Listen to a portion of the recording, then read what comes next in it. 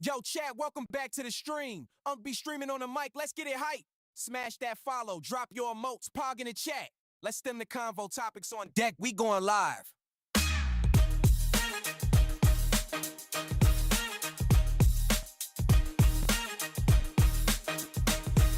I'm the uncle on the cam, spitting knowledge in the memes. From politics to cooking schemes, I'm building dream teams. We raid the mind, no lie. Dive into debates from mental health to daily wealth, staying up late. Chat slip with KW, lose in the mix. Bits raining, subs popping. We addicted to the fix. FPS, RPGs, we talking every genre. No cap, real talk, not just gamer paranoia. Be streaming, living the dream. Stimulate your mind, fuel the steam. Drop your questions, light up the screen. Diverse convos in a live stream scene.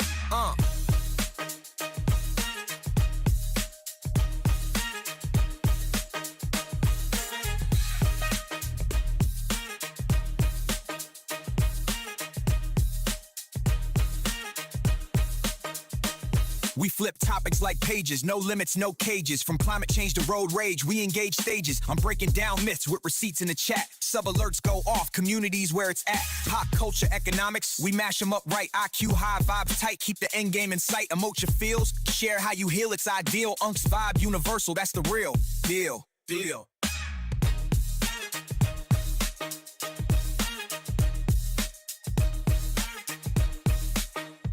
Chat what you think, hit the clip, let it rip, tell me your topic. Stream it live, don't skip.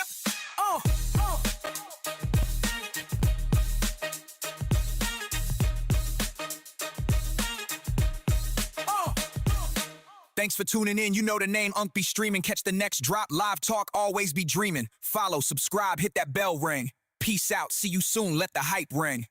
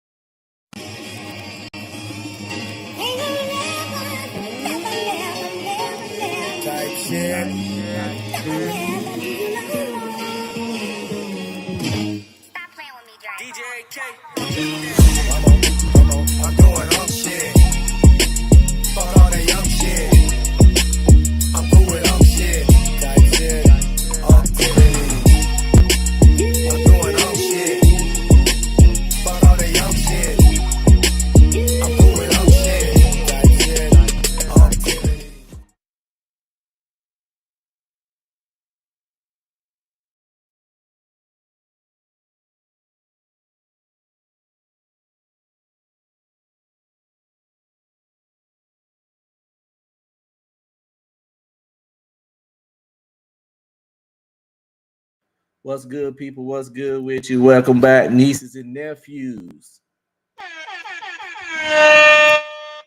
What's up? It's your boy. I'll be streaming with this late night impromptu show. Went to the gym today.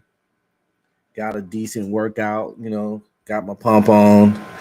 Maybe I gotta keep checking this mic. Sometimes it be acting shaky, breaky on me, going in and out. Lowering the thing. Gotta check the settings, make sure everything good. Yeah, it keep like going down. On me. Anyway, welcome. Late night Demon Time, shit talking. It is what it is, show. I know all my fellow people that suffer from insomnia is up. Your boy, your unk, definitely got insomnia. I be up all night, every night. Sometimes I don't even go to sleep to motherfucking 7 in the morning, 8 in the morning. I'm definitely gonna have to go to bed a little earlier today. Hopefully, I doubt it. I'm just gonna have to thug it on out. But I definitely got a doctor's appointment tomorrow at the VA. But the appointment ain't to 2 o'clock. But I was kind of wanting to get up and get in there a little early so I can get some lab work done. I had lab work done recently, but I'm the kind of motherfucker. Every time I go to the doctor, I want to do lab work because better safe than sorry. I'm proactive with my health, and I suggest everybody be proactive with your health.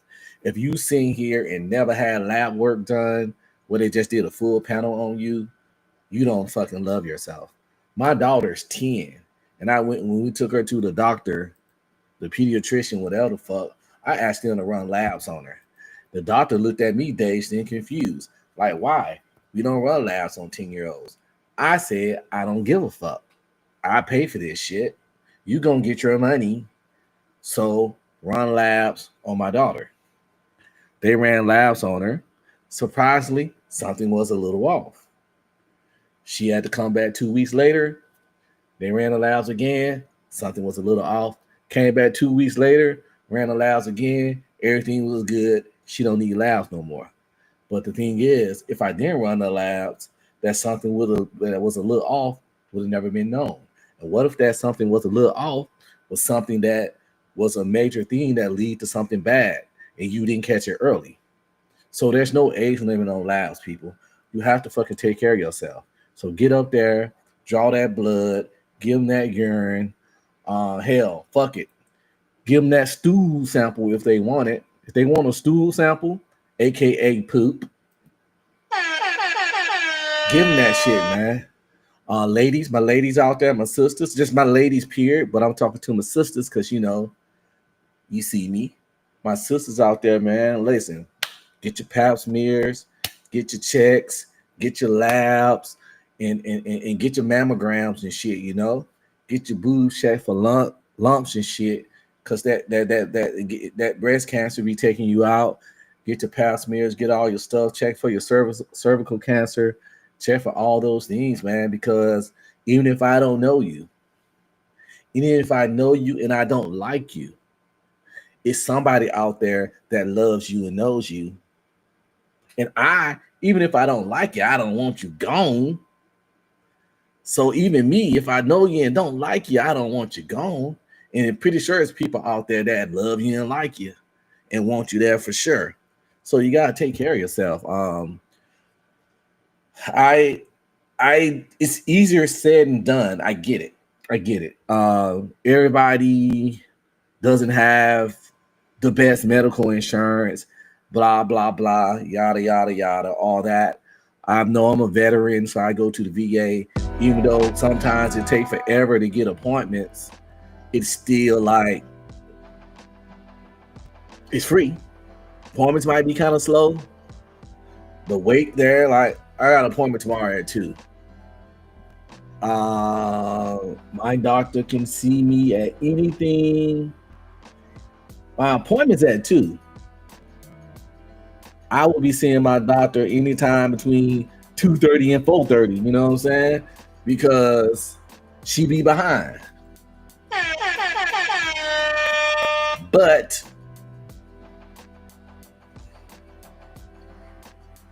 for the free 99, what else can you get? They do got, all the technology, all the facilities and stuff. It's just that they understand. There's a lot of veterans in the DFW, the Dallas Fort Worth area, and the people stay on the outskirts. That's their VA center too. They only have so much staff, and it's kind of like the situation that the public defenders have. You know, they got 30 goddamn clients at a time. And they trying their best to be your lawyer, but they just swamped. So, but overall though, besides the wait, and sometimes it might take you a month or two to get an appointment. But other than the doctor being somewhat behind, I get really good health care from the VA. And salute to all my other fellow veterans out there that properly utilize their facilities. What's up, A-Dub? What's up, MS Best?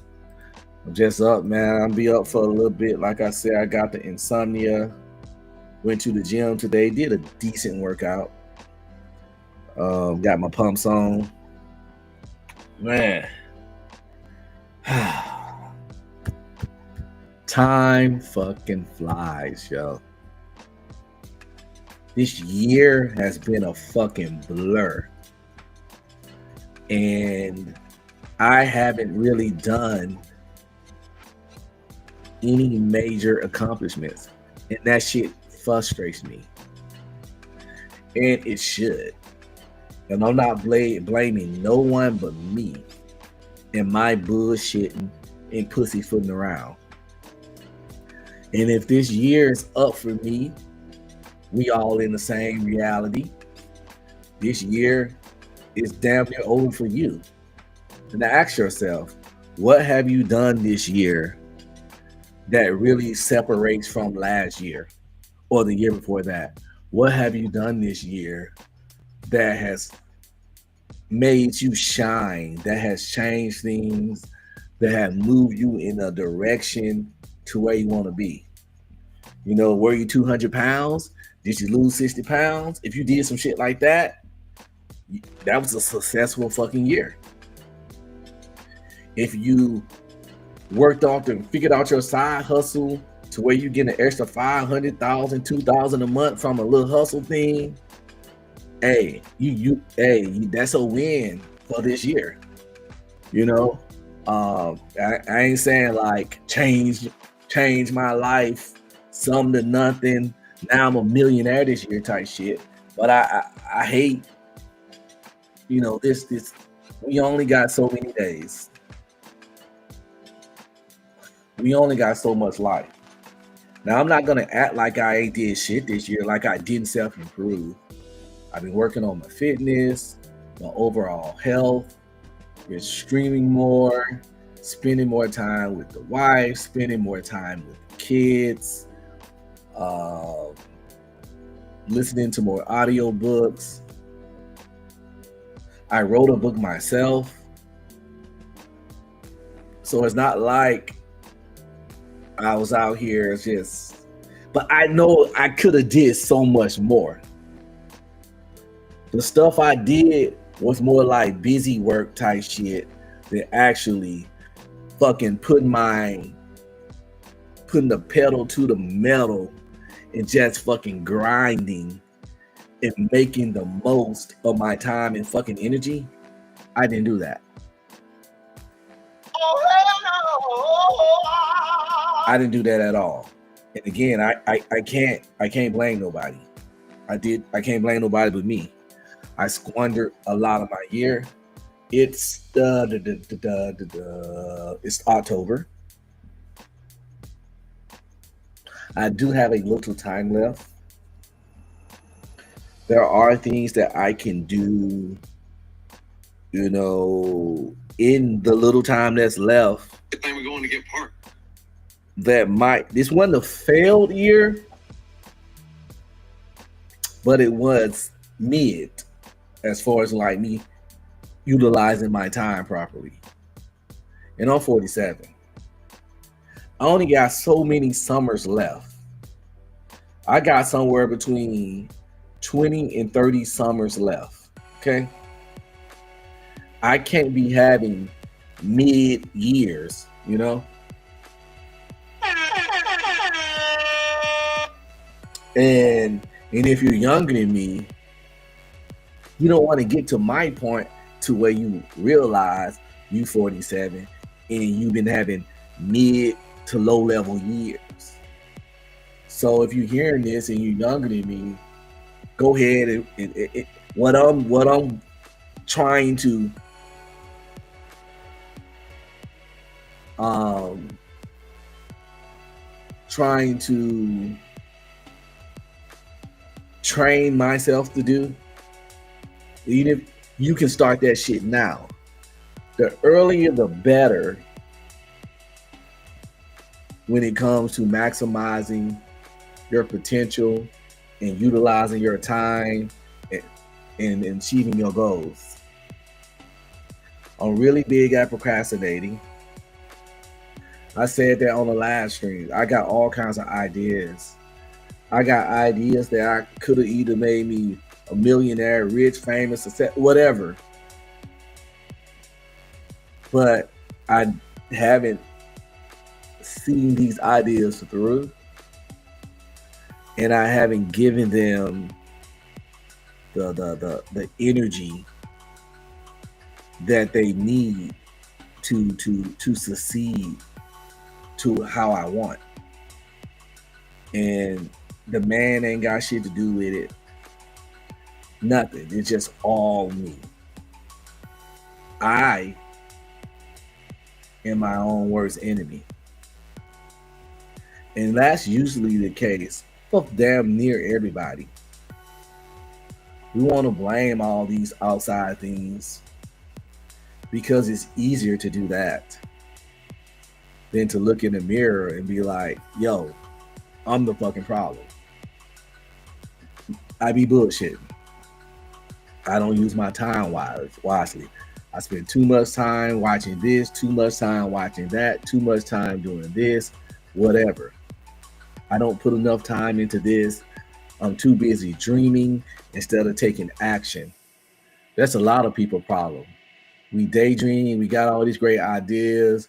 We think about how we want things to be, how things should be.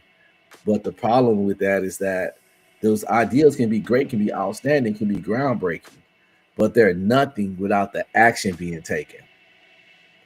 An idea like just fucking wind in the air, just a fart in the wind, it's just nothing. It's just a whiff, just wind. That idea ain't shit without the action to bring it to life.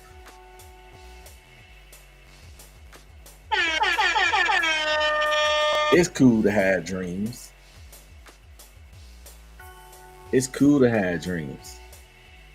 It's cool to brainstorm. It's cool to plan. It's cool to strategize. But at some point, you got to take those dreams, take those plans, take those strategies, and put some actual action behind it. Some brain power, some leg work, some muscle, some sweat, some blood, some late nights, etc. And that's where the vast majority of us hit a fucking wall when it comes to accomplishing the things that we want. Now, a lot of that stems from fear of failure.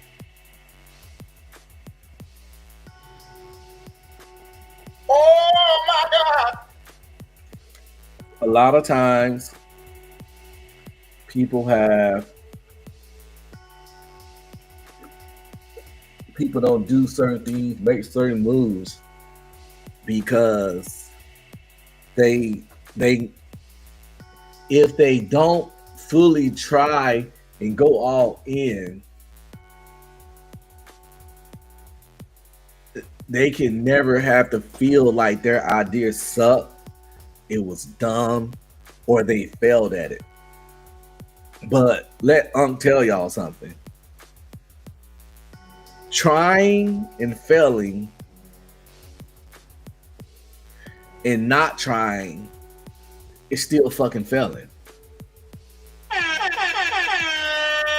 Not trying at all because you living in fear is actually worse than trying and failing. If you give it your all and you fail, it's unfortunate and it sucks. But feel good in yourself knowing that you gave it a shot. But if you living in fear and controlled by said fear, and don't never take that leap of faith, don't never walk that plank, you are your own biggest enemy.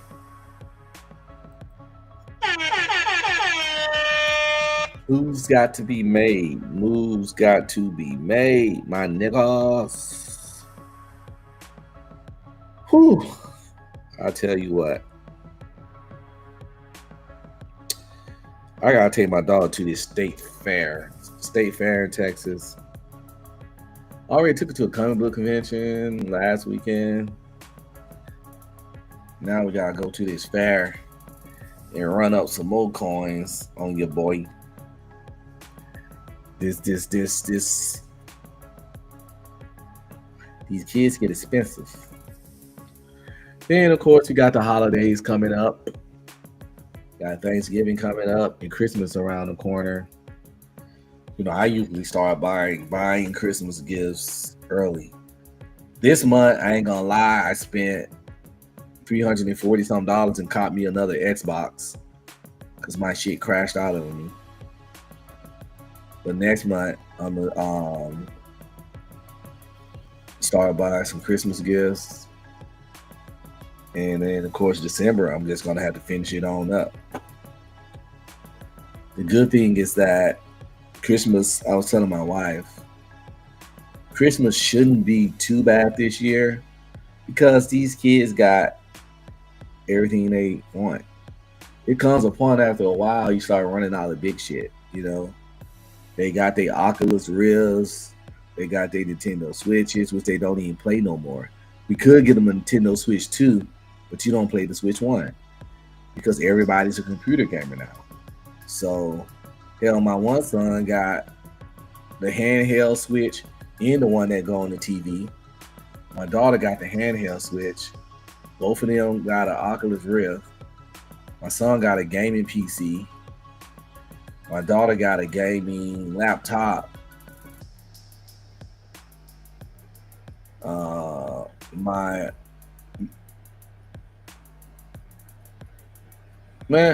My middle son, he got a gaming desktop.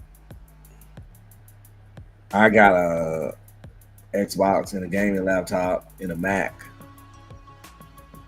So it's like no really big shit to buy. It comes one of those times where you have to be like reaching and shit to get that big gift. Because we do like to get, like, everybody get a big gift, and then we sprinkle some little gifts under the tree to make more presents, and then ho ho ho, Merry Christmas, niggas. But like I said, as the years progress, the big gifts ideas run out. Because the thing about the big gifts, they're usually expensive, and they usually last longer because they be expensive. I'm not finna spend $1,500-$1,600 on getting you this badass customized gaming desktop and gotta buy you another one in a year or two. So yeah, that type shit, as they say, right? Oh yeah, before I just been out here yapping. Don't forget to like, subscribe, comment, and please share. Like, subscribe, comment, and please share. It doesn't cost you a penny, a nickel, or a dime, and it's 100% free and helps the channel the most. But if you want to help the channel another way, the cash out's right there, $UncB Streaming. Anything from $1 on up, not even exaggerating, not even being sarcastic. Anything from $1 on up will be greatly appreciated and go directly to funding the channel for the various apps and software that I pay for to give you the content that I presenting today. And these fucking apps just keep raising the fees on shit. These apps are fucking annoying. Like we live in like my you know how Netflix just randomly go up, and they just telling you like, yo, we finna raise this shit, and it's kind of like a flex, like we don't care how you feel about it, we don't care how you think, we raising this shit. Now you can either pay it or don't, but this shit just gonna go up. And if your card attached, it's gonna go up, and that's how much you're gonna get charged. That's what they're doing right now. Your shit be on a recurring thing. They're gonna raise that shit, and the next month is gonna be more. They did that to my Netflix a couple of times. I think I just saw some that my Disney Plus was gonna go up. My Xbox Live shit went up ridiculously. And my Adobe Premiere went up, but I can't count how many times because I don't be tracking that kind of shit, but it definitely ain't what it was. Nowhere near what it was when I first got it. I don't know if it had like one big jump or it jumped up several times. I'm not really sure. But Netflix definitely been it periodically every year or two or whatever raising their fucking fees. But that's the move. And like I said, if you set up the auto draft, that shit just goes up. And if you ain't really paying attention or watching the news or hearing other people complaints about the shit, that shit just gonna go up. And you finna get charged. And you might never even fucking notice. And my main problem with that kind of shit, right, is that when that shit goes up, the services don't get better. The services stay the same.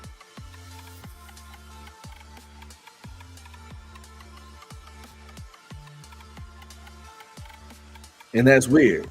Like, why is the price of this shit going up, but there's no improvement to the quality of the product that I'm getting?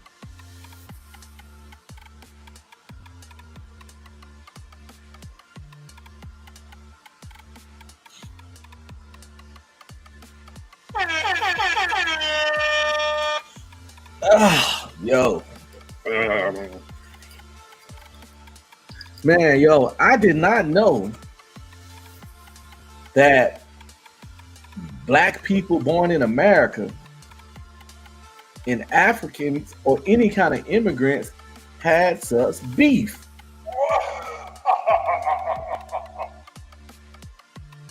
A lot of people like to say that YouTube ain't real life, that social media is not real life. I don't co-sign to that, because I'm on social media, and I'm on YouTube right now, and I'm not AI. I'm a real person. I'm sitting here in real life talking to you, and you're hearing me in real life.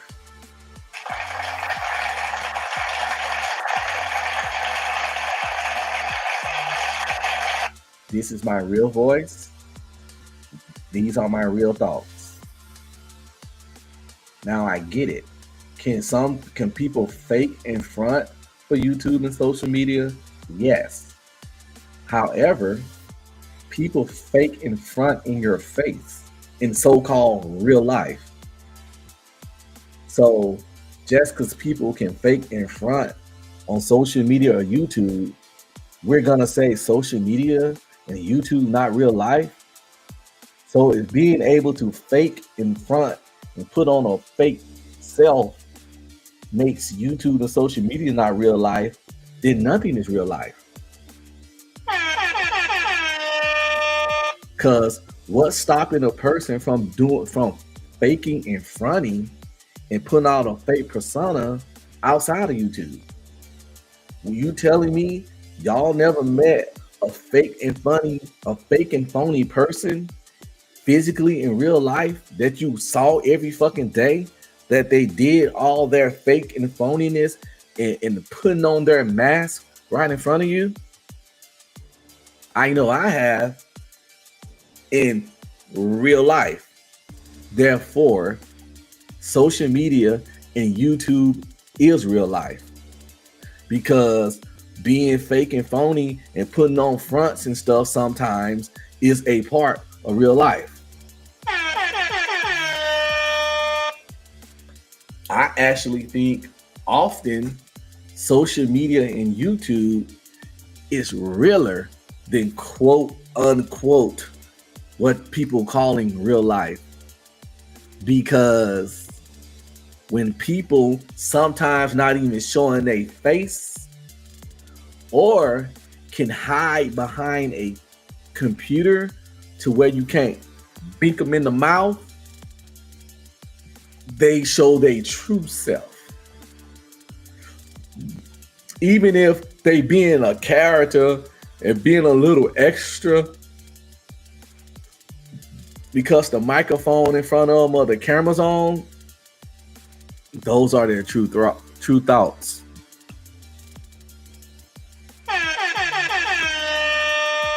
Those are their true fucking feelings, right? And but yeah, so it's been a going conversation out in these YouTube streets, and I'm pretty sure it's in real life too, that Americans of possible African descent and or Americans that are black have a very weird, toxic, and strange relationship with people that look like them that come from other countries. Every time, and I've noticed this in real life, but in real life, people can't be as direct and say the stuff they want to say and say how they really feel, because they don't want to get their teeth knocked out. That's why when people say YouTube ain't real, social media ain't real, I'm like, I don't know. It might be realer than quote unquote real life, because motherfuckers be wanting to say that shit in real life, but you know, the consequences might be something they jaw can't handle. But yeah, I mean, they got the phrase, they call them tethers, and it's just this real beef. Like I said, I was on Not For Humans, my boy DJ Wish off the channel, and he's from Ghana.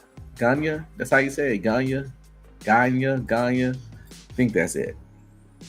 That shit don't matter to me, because I fuck with people based on how they behave, and I get all the points. Because even he said it as a immigrant, that he think it's weird when immigrants come over here and talk real bad about Black Americans. And everybody was kind of agree on that those kind of people that do that should get a little smoke. But as the conversation evolved, or should we say devolved, it came clear to me that it's just people out there that just have a disdain for immigrants in general, simply because they immigrants. You know, my main thing with the immigrants that look like me that come to America is if they try to talk shit about America. And all I ever say is that if it's so fucking great where you came from, why are you here? Who leaves paradise? Who leaves a utopia to come to a shit show? So either you're stupid or you just talking shit that doesn't correlate with your reality. Not saying America's like the Garden of Eden, no shit. It's a lot of problems here. But how can you talk shit about a place that you came to get a better life? So when foreigners be on that shit, I get fucking heated.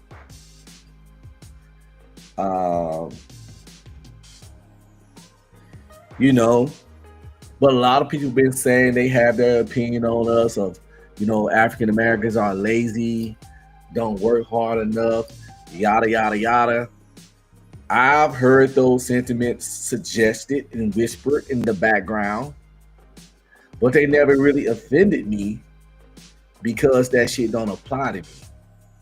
So you'll get to some hit dog with holler situations. Because I personally think a lot of fucking black people from America are fucking lazy. My damn self. And we aren't the only lazy people in this country. Stop the comparison syndrome, okay? I had to give this example last night, and I'm gonna give it again. I get that other people do shit, but bringing up what someone else does not make what you're doing any better. Does it lessen the fuckery that you did? If I kicked 10 old ladies in the back and stole their purse, and someone says something to me about it, and then I go, well, Chris over there kicked 50 old ladies in the back and stole their purse. Yes, he did more of that shit than me, but that doesn't make my shit any better. It's still just as fucked up kicking 10 old ladies in the back and taking their purse. It's just as fucked up as it was before I volunteered the information that this guy did it to 50 people. No one's gonna be like, well, you kicked 10 old ladies in the back and stole their purse, but he did 50, so you're not a bad person.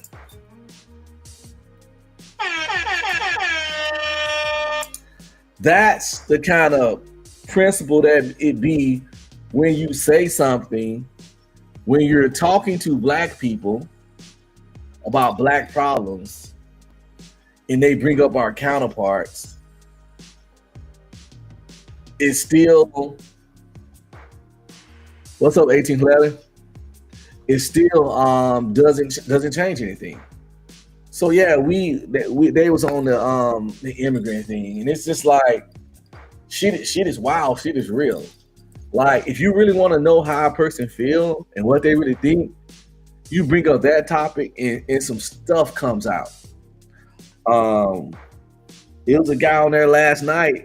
As the show progressed, his venom started fucking foaming out his mouth.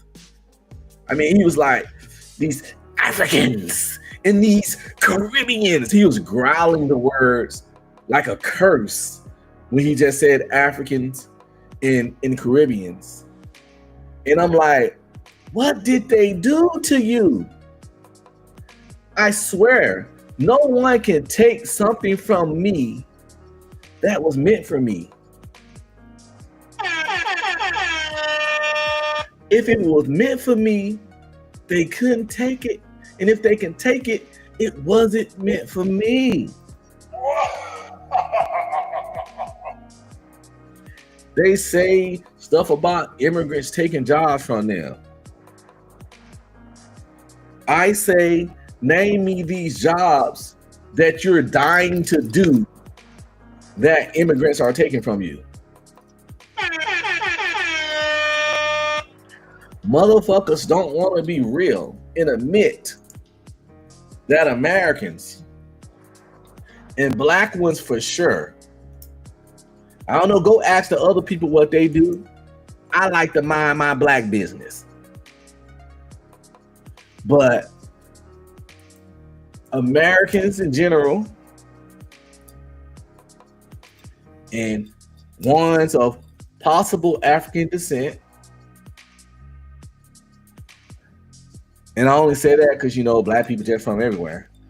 But if you go back far enough, it would definitely be some African descent, because you can't get away from it, because we was the first people here. But I'd be like, naming these jobs, these great, amazing jobs that you would love to do, that you highly qualify for, that immigrants are stealing from under your feet. And I be trying to wait for an answer,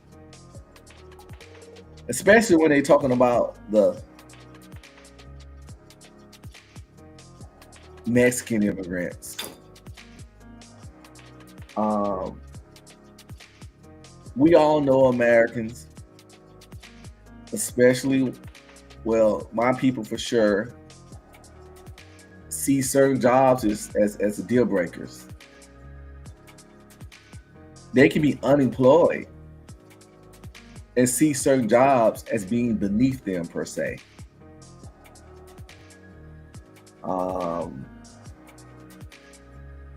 Too physical, especially as the generations get younger. All the people willing to work hard, that's really work hard, are 40 and up. And at this point, they tired of working hard because they already did that shit for 15, 20 years. Sometimes 30. I say I'm 47. I've been working since I was 15, one way or another. I have been retired for the last 2-3 years, but even up to then, I was fucking working. Before I got retired, I was fucking warehouse manager. 30 employees. But often, if anybody worked in logistics, it don't matter if you're the manager. When shit get busy, when the shit hit the fan, my ass had to get on that forklift and get in. My ass, if for some reason the forklift was down and a truck needed to be unloaded, I could sit there and do my administrative manager stuff. All hands on deck, baby. That's why I tried to stay in shape. My old butt had to get out there with them young cats and work. Plus, I always was kind of soldier when I was even in the military.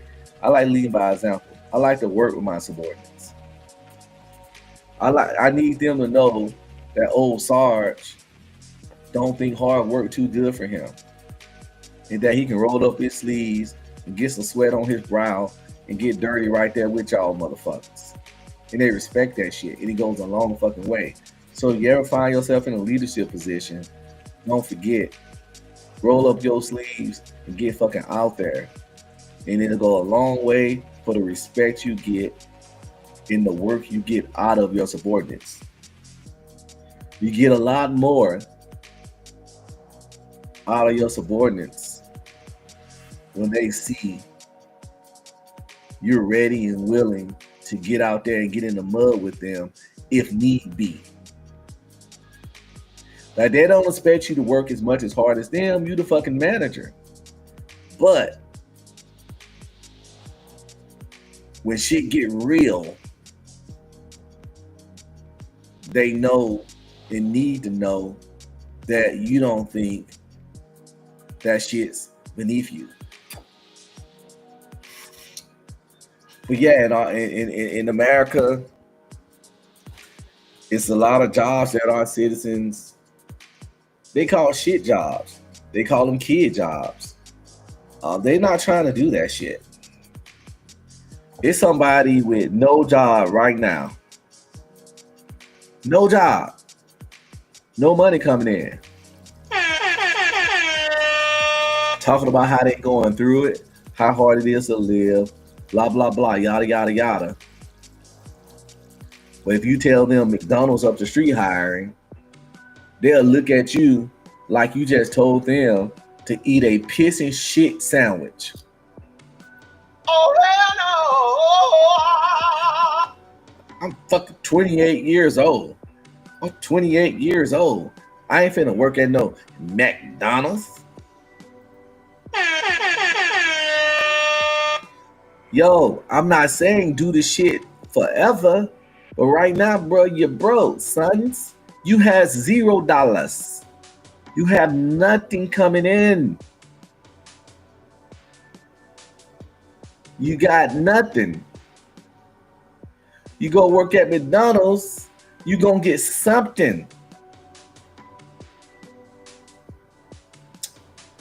I'm not a mathematician. I'm not a economist. I'm not a life coach, even though I could be, because to be a life coach, you need no real certifications. You just have to have lived life and be convincing enough to make people think that your opinion on life and things hold value.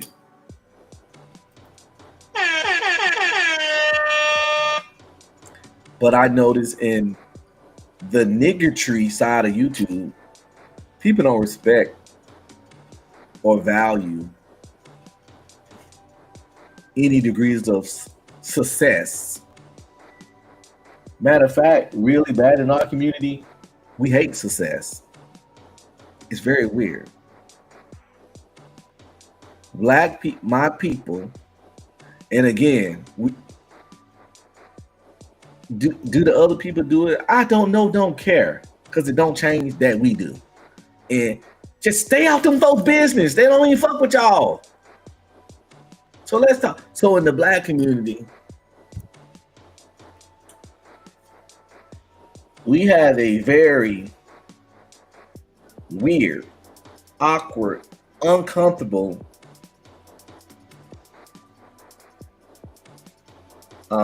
relationship with money. What do I mean by that? You might ask. We want money. We need money. We like money. We would do some evil, sinister, diabolical, and sometimes strange things for some change. At the same time, we try to downplay and shit talk money. It's one of those that can't do, don't believe situations, or those that can't achieve, get angry type situations. I ain't never been like that.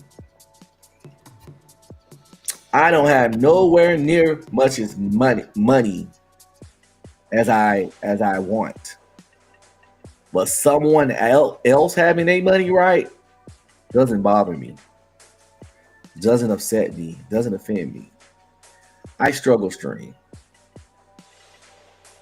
I know people that get way more views than me personally.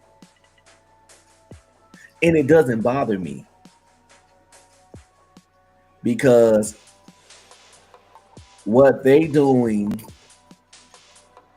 doesn't affect me, doesn't slow my shit. We gotta avoid the comparison syndrome. And really, you're only competing with yourself.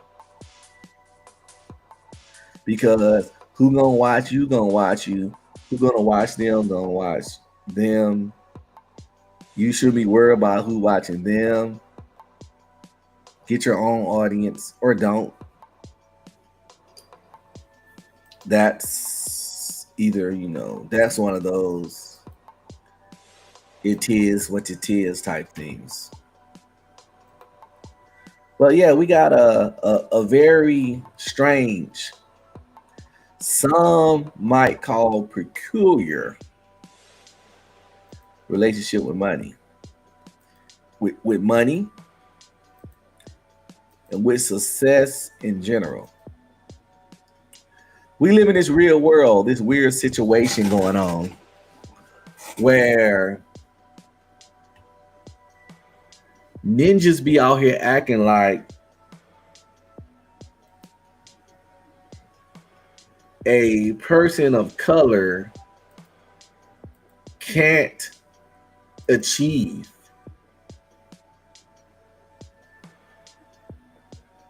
without compromising their booty cheeks or their fucking soul. And it's what's funny about it is the people that be saying it be people that want that level of success, that level of money, that level of fame.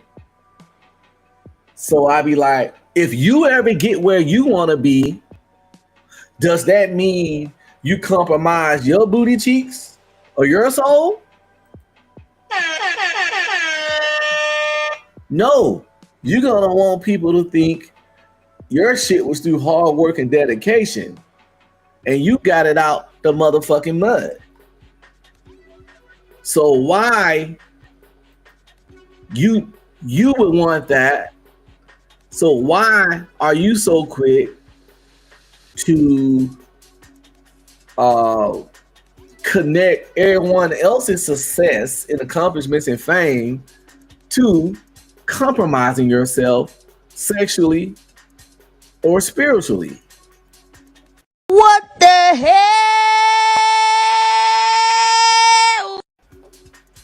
It comes down to our weird relationship with money, with success in general.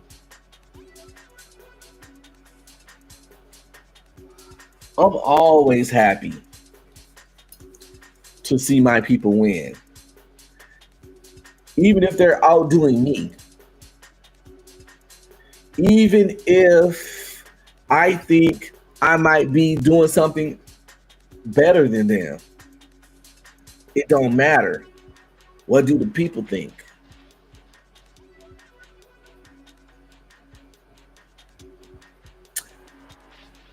I have no anger towards somebody that's achieving at something I want to do.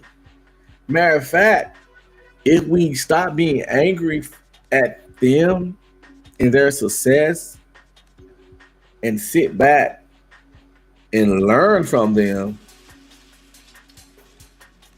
shit would definitely go a whole lot better for a whole lot of people.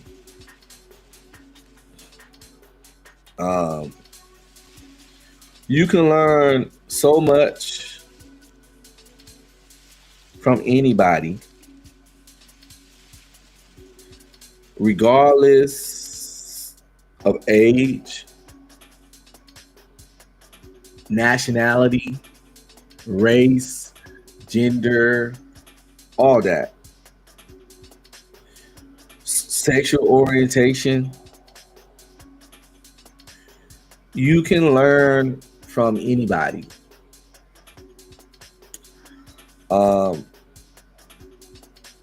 But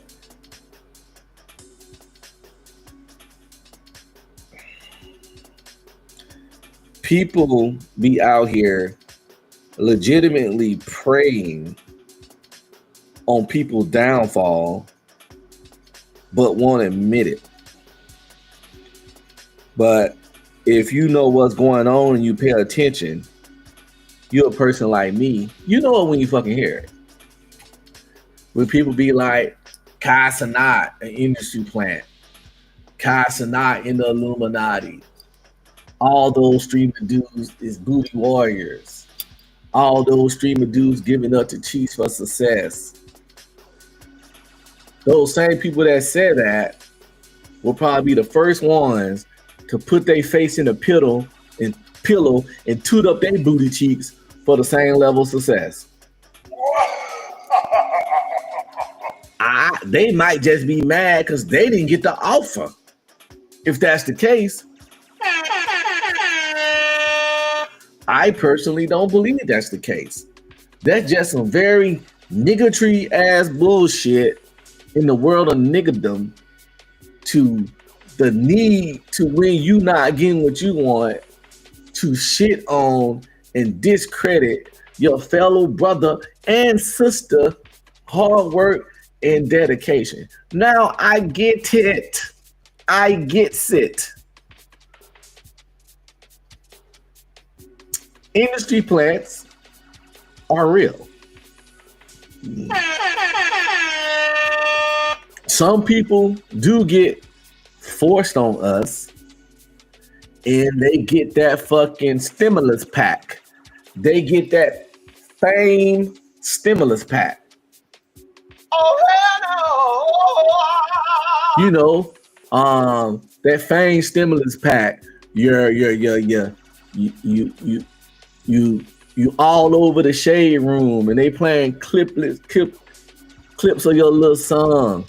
You DJ Academics is playing clips of your little song and posting you.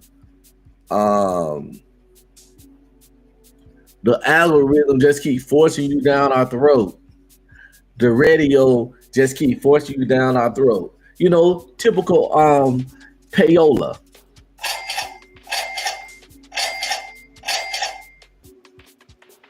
I.e., you know, Ice Spice, people like that. You know, even Sexy Red.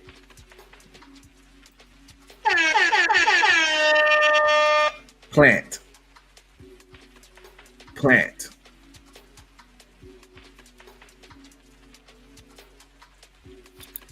No one listened to either one of those people music. It was like, yo, this shit sounds so good, it's gonna sell. They was like, no. This can create a certain narrative we want, and we're gonna push it. We're gonna push it. And then it's gonna light like fire.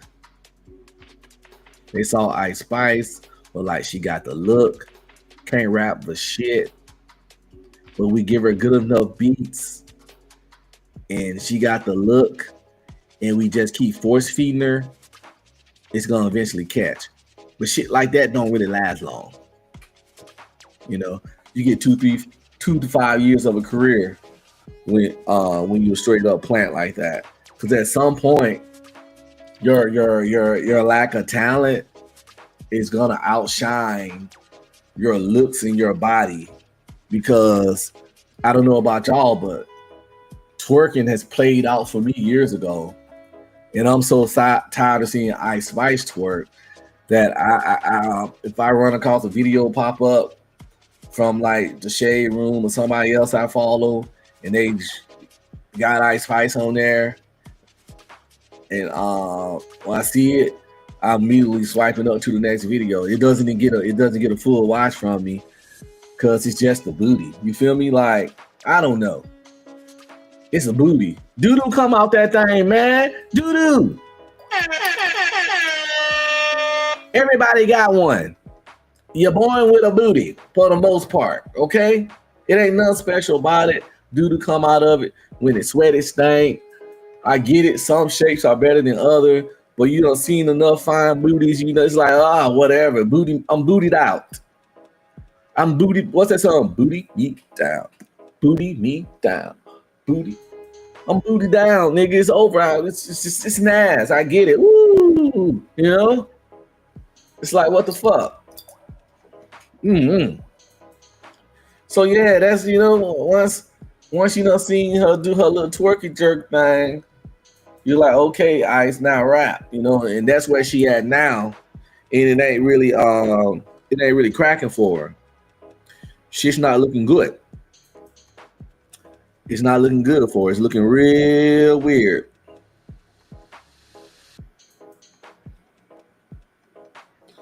It's looking real weird out there in those streets.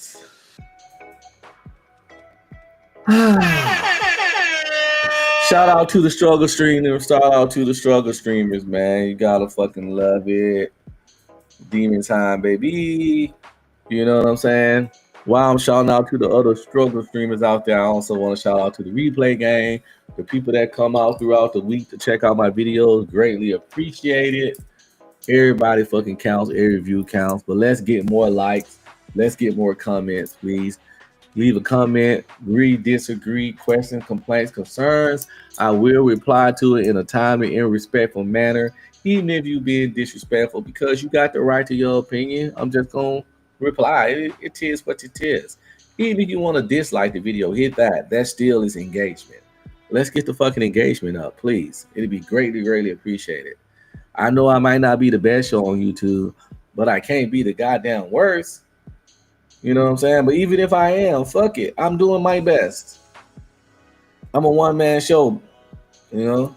I would love to have a camera crew type shit set up and go around Dallas and do some IRL shit. But I can't afford one of them streamers. Well, I could. But I don't like working with people. I could afford a streamer kit. I want to invest in the big $30,000 one. But I can get a solid streamer kit. And I could probably get my 20-year-old son to be my cameraman and walk around and record me. But that's not an interest or passion of his.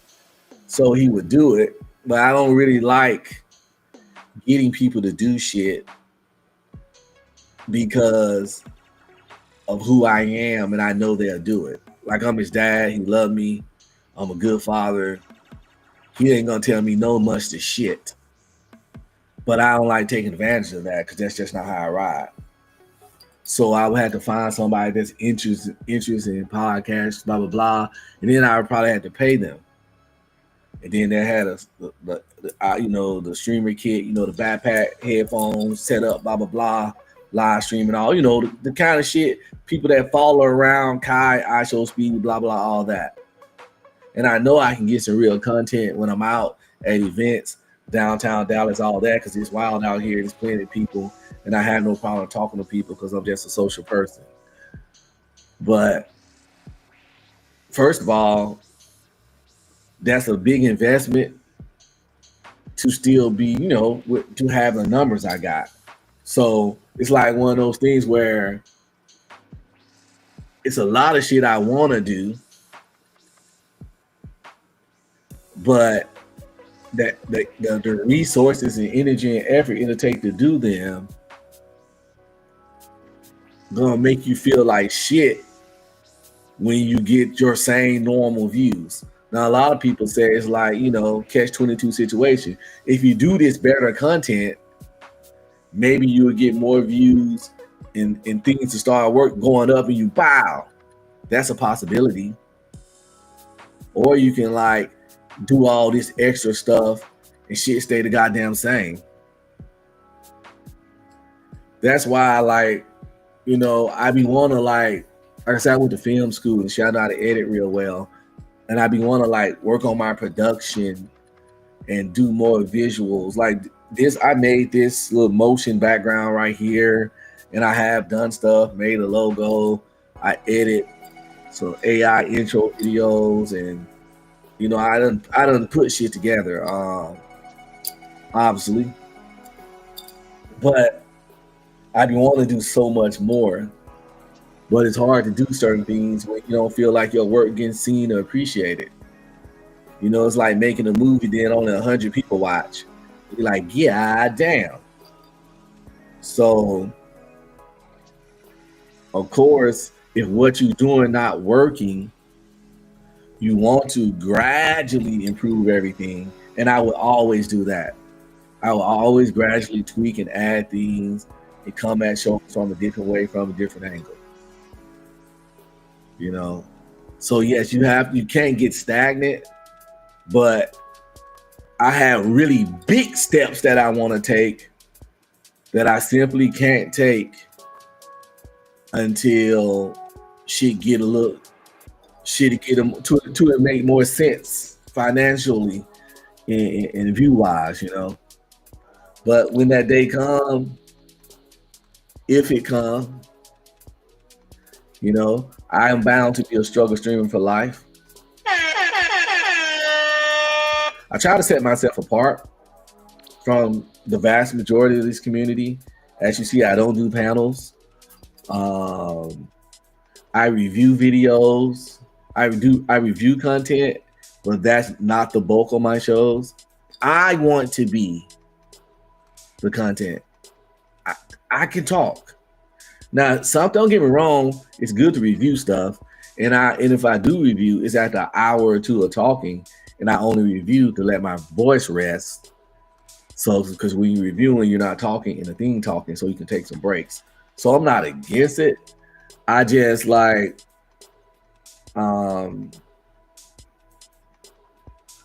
think it's just different in this content shit. It's different subgenres. You got content reviewers. You got content creators. And you have streamers. And you got some people that dabble in hybrids of the others. So you got content reviewers, content creators, and you got streamers. And sometimes a content creator can also be a content reviewer and vice versa. And the difference is like a content reviewer is just the review channels. That's their thing, but they review content. They don't really create any original content. And some people say, well, they're reviewing it, that's original content. But this is just my opinion, that's not enough. Because even though what you're saying is not what they saying, everything you're talking about is based off their video. So you got content reviewers, which, you know, you got some people reviewing the channel. Sometimes reviewing is in their name, you know, mediocre tutorial reviews.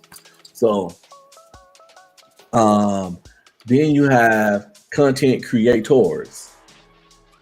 Those are people that really get out there. They like the Mr. Beast and stuff. Or sometimes with AMP, that's the group that Kai Sanai and Duke Dennis, Phantom, Agent Zero, Chris, and Phuck. I don't want to do Buddy like that, but I know Davis. Phuck. He's the leader of AMP, and I almost forgot his name. But he don't really have a channel like that. You know, he does. He's into music. So, yeah. What was I saying? So yeah, they sometimes do stuff like AMP goes to boot camp, AMP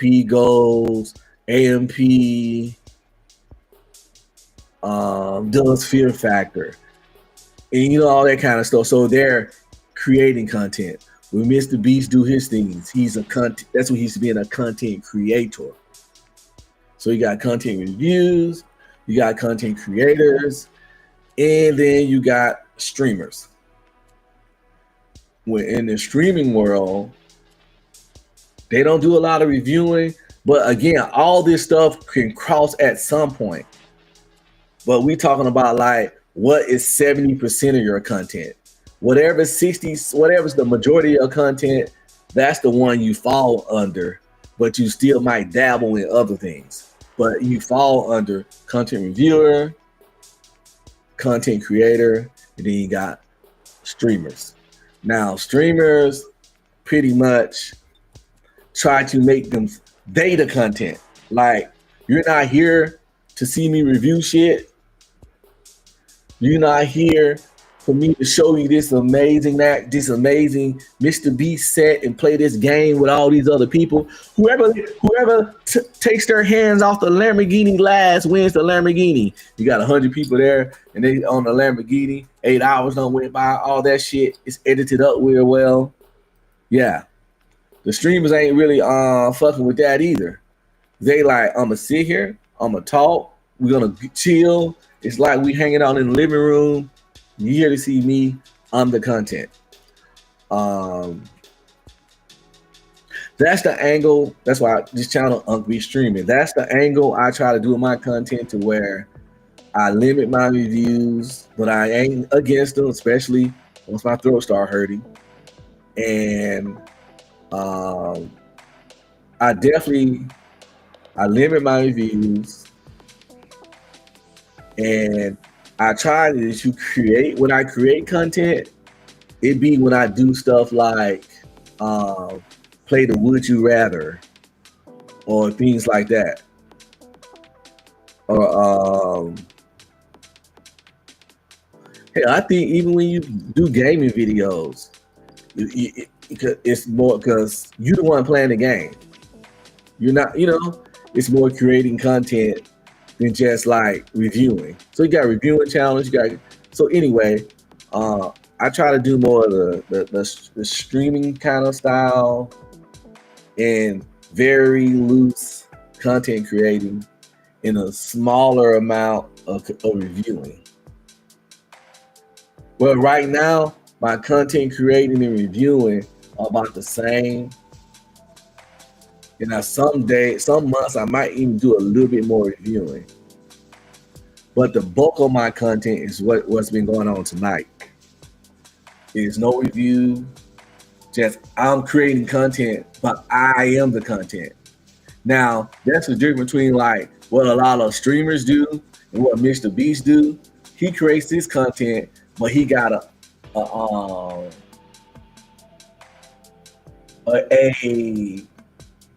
he just got a bunch of people.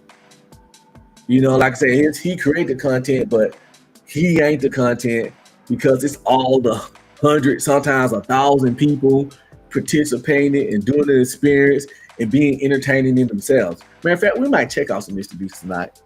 If I'm going to review that, like I done talked for an hour and 11 minutes.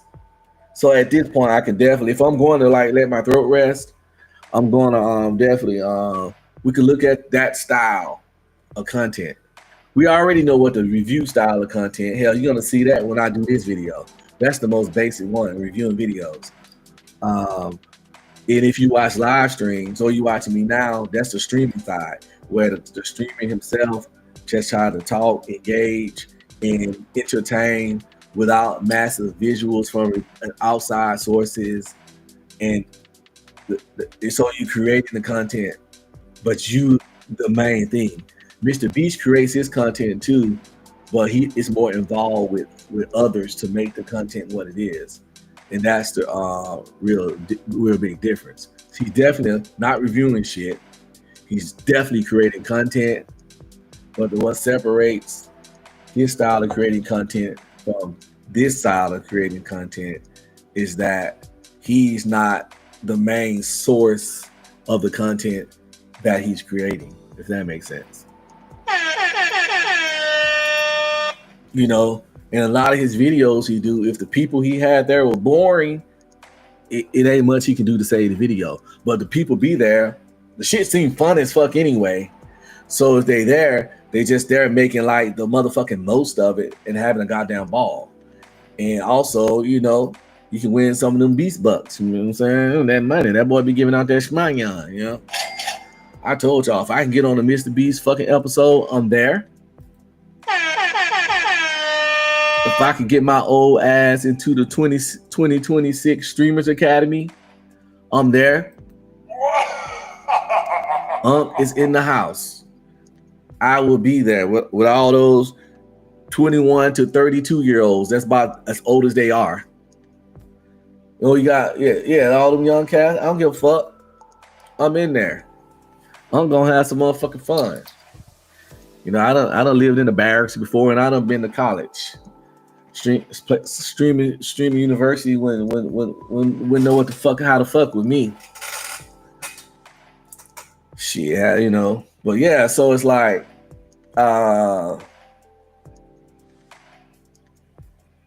listen,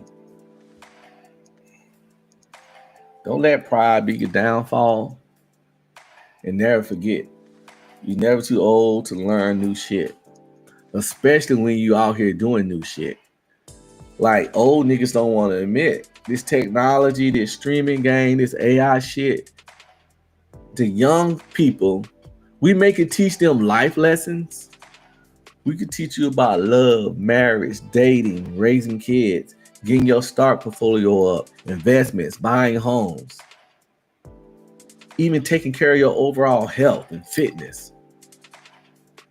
We could get the young brothers on that. Don't listen, young brother, like you're 20 something now, your six pack is natural, but trust me, take this from an OG, take this from you don't want to let it go. You don't want to lose it because it's harder. It's once you lose it, it's easy to lose and hard as fuck to get back. So trust me on this, young. Just watch the sodas you drink, watch what you eat. Always try to keep a certain level of fitness.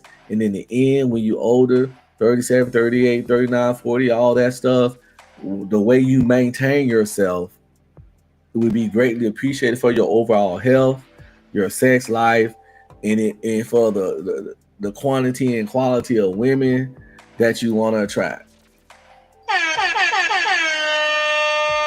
So we can direct like that. But when it comes to this streaming, this technology shit, listen, my OGs out there, all my aunts, aunts and aunties. You want to talk to these young folks, man. You can learn from them. They done cracked the code to a lot of this shit.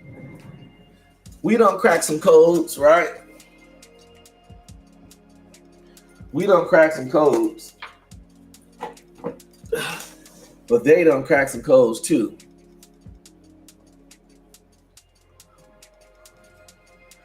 So you gotta put some respects on their name.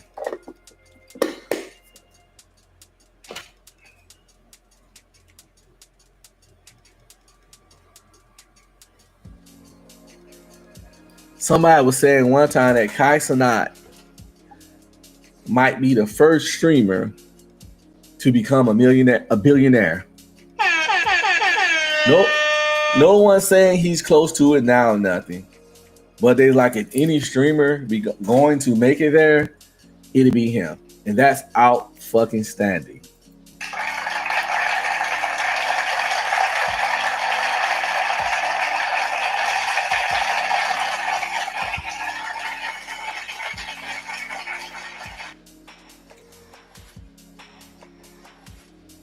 They also were saying that they can see him owning his own streaming network at some point.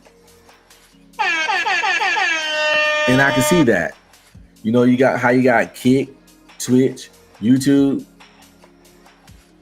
They say Kai, they can see Kai having his own one of those. And I think he would draw in all the big streamers. And there people gonna come there. And all the people that wanna come up and do their thing and shit is gonna go over there too. If he were to start not on some bootleg shit, now he gonna have to invest in it and put some money into it, and maybe get some partners. Like I bet Kevin Hart, as much as they fuck around with each other, would probably plus Kevin Hart love partnering up and investing in shit. That's like his thing. Matter of fact, he even told Kai on the last thing of Mathiathon, he told him like, you know, streaming might end soon, end at some point, 5-10 years, whatever, however you're long streaming.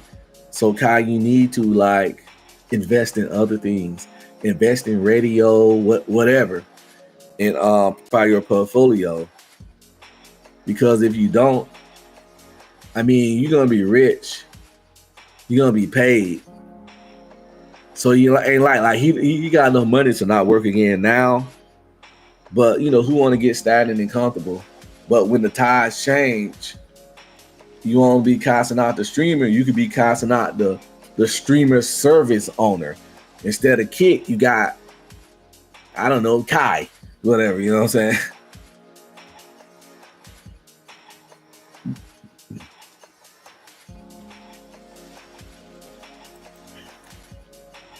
Hey, Doug says, out of my age group, I'm the only one with 2 homes in my age group still lives with their parents' house, and I'm 42. Goddamn. Listen, I ain't no motherfucker was staying with their parents to 40, but I did see on it makes sense because I did read something that said on average people are staying with their parents these days to 35. Oh my God! So since we know some people are leaving before 35, it has to be a lot of people that's leaving well after 35 for the average to be 35. So yeah, it seems like it's a nice group of people that's at their parents' house past 42. Listen, I get it. It's hard out here for a pimp. I get it. But you can't live in fear. You can't develop a failure to launch. You know, they count down, 10, 9, 8, 7, 6, 5, 4, 3, 2, 1. Blast off, aka get out of my fucking house. Blast off, and your ass just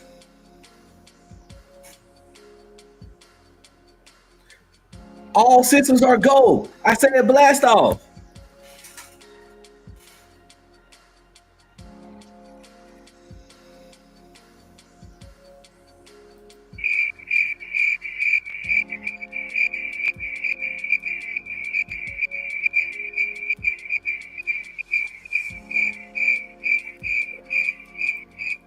You can't be like that. You can't. You can't. So you might not step out and get your dream life, but if you fucking 35 and all that kind of shit, you should be able to get a livable life. Hell, if you in the South and you fucking ain't got no kids, which you probably ain't got because you're 35 at your parents' house, you can get a job at Amazon and go get you a fucking 800 square foot apartment, get you a decent little car with a $300 car note, and live life as an adult. You can eat out occasionally, do a date here and there occasionally, go see you a movie occasionally.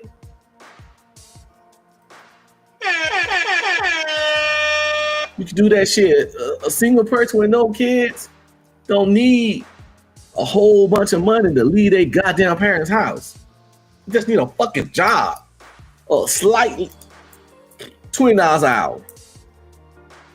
Depending on where you're at, you can do it off 15. It's just you.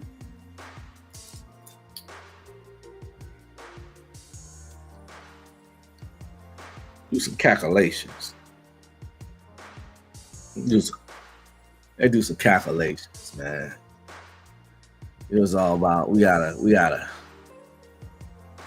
figure some things out. We gotta do some figuring and some configuring here.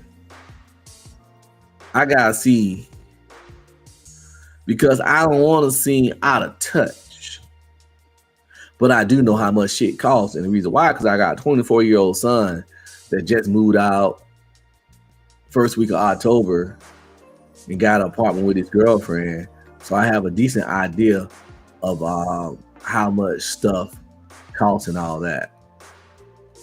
So don't, just because Aunt got a house and been married and blah blah blah, like, don't think I don't know what's like going on in the world. Like I always tell people when they be like, "You've been married for 22 years, nigga, I'm married, not deaf, dumb, and blind.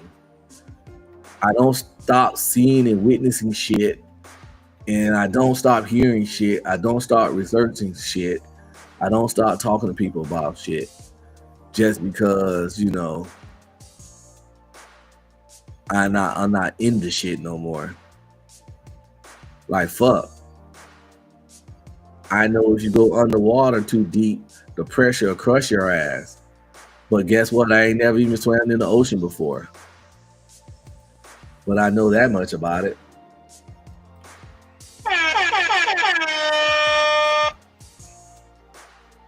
Salute to A-Dub Whack. When we were in high school,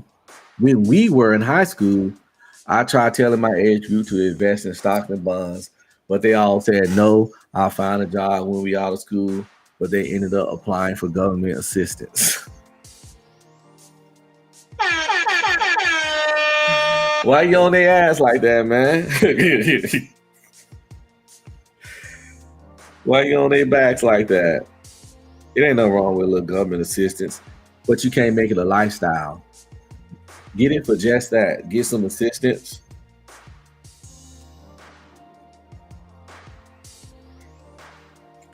So let's say you make $15 an hour.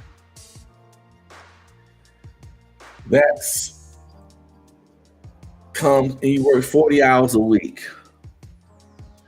That's gonna come to you getting $2,400 in a month. After taxes, which won't be that much for you. It's just you let's say you looking at only $2,000 in a month. $2,000. Right? I'm gonna tell you 2 ways to make it with that kind of income. And it's not even that complicated. The first one is finding someone that you like, that likes you, that's not bad to be around, and y'all got a good understanding of the dynamics of the relationship. If you like cooperative women, she's cooperative. She's easy to be around, blah, blah, blah. She works for you or he works for you. Get that person. They probably maybe making 15 or maybe 20 an hour. And y'all gotta fucking combine forces like Pinky and the Brain, like Batman and Robin. You did straight up. And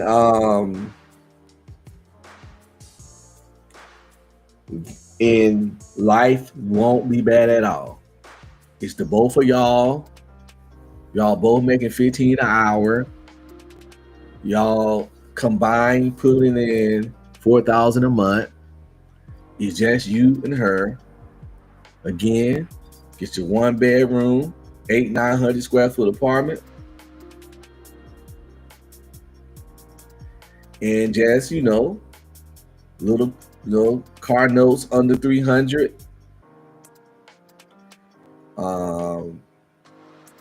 The groceries, again, it's just you and her. Just understand, cook more meals than you go out. But with both of y'all working, even at your $15 an hour, especially in the South. See, I get it. There's other places where you can make it off that, but those places don't pay $15 an hour for the job in that city. So for those places, you just change your calculation from $15 an hour, 40 hours a week, to a more reasonable number. For that, in the math still the same. Like in LA, it might be $30 an hour, but you still got to do the same plan for it to work because the cost of living up. $30 an hour in Texas, you don't need the plan I'm suggesting. But again, we talking jobs that pay 15 in Texas, which would be a $30 an hour job in New York, but you still getting the same $15 outcomes because the cost of living makes that more money you get paid null and void per se. So yeah.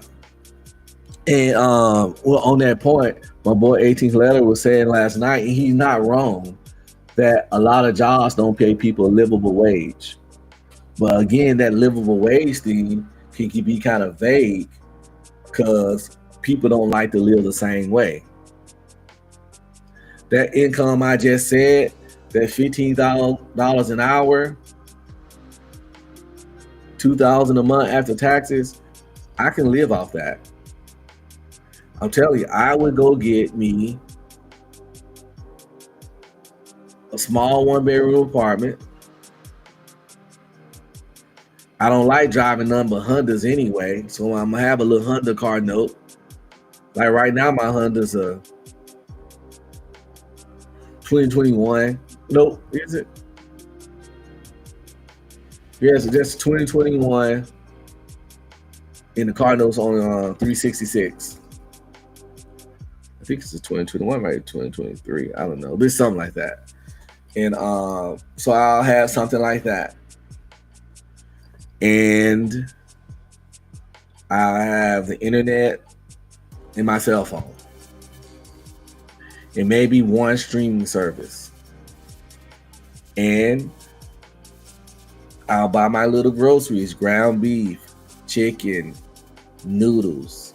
And I'll be able to, I have a roof over my head, my utilities gonna be on, I got transportation, I got food, and I still would occasionally be able to go out to eat or go see a movie. Now, dating would get tricky, right? Not gonna lie, on that $15 an hour out here in Texas, you can live. Dating would get tricky, but that's up to you to get creative. Or if you got enough juice, you got enough player in you, you really don't even need to spend no money on them. Cause tell the truth, the dudes they really like, they just get a poom poom too. So try to keep a gym membership in your budget. But if you ain't got it like that, you can always work out that from home.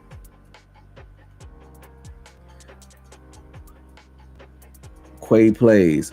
I want to say this my son, but I ain't sure. He got, I don't know, that might be my son. I don't even know. But it could just be somebody. But anyway, what's up? Like I know he got a. I don't know what these kids be calling their YouTube channel and shit. But yeah, so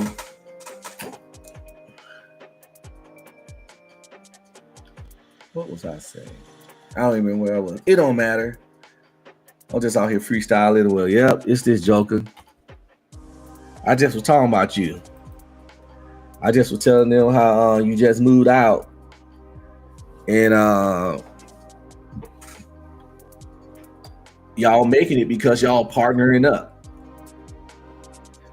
I was trying to tell, when you make a certain amount of money, you got two choices: partner up and live a solid, decent life, or you can do it by yourself and live a very Spartan life. It's going to be a simple life, but it's doable. And when it comes to living income and stuff, you can't demand Taco Bell to give you the $25 an hour you need to live how you want. It's up to you, like I was saying last night, to get your credentials up, to get your certifications up, to get your resume up to where you qualify to get more an hour. I mean, it's unfortunate, but you just can't be paying people. You can't pay them what they need.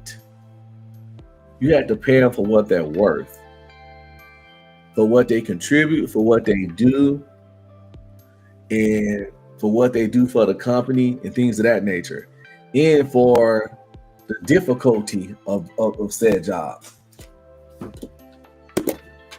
You know, can't pay a person what they need. That's bad business. Think about it, you own a company and you set your pay to employees for what they need.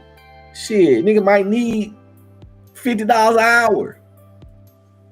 We don't to for the way he wants to live.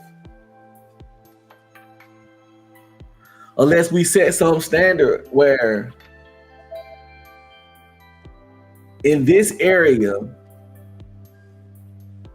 $25 an hour will give you a livable wage. And if you can't get how you want to live off that, figure out another way to get more money. But just like, because everybody, what lifestyle it makes livable wage shit might not be the same. Out of the technologies they came up with, I say auto pay is the best thing they came up with. I like auto pay. I said auto pay. Wow. I like auto pay, right? It's very fucking convenient. But at the same time, don't tell me that shit can't catch you slipping. So first of all, you have shit on auto pay that you forget you have and you barely use. Like I got Disney Plus. I don't watch it. I got Netflix. Barely watch it. And I pay for Prime, but I got Amazon Prime, so you can get your packages faster. And we lose Prime a lot around here. And so even though I don't watch Amazon Prime that much, as much as we order shit with Prime, I can't complain about that one too much. And of course, I got Xbox Live, but I barely game. But I'm paying that shit monthly.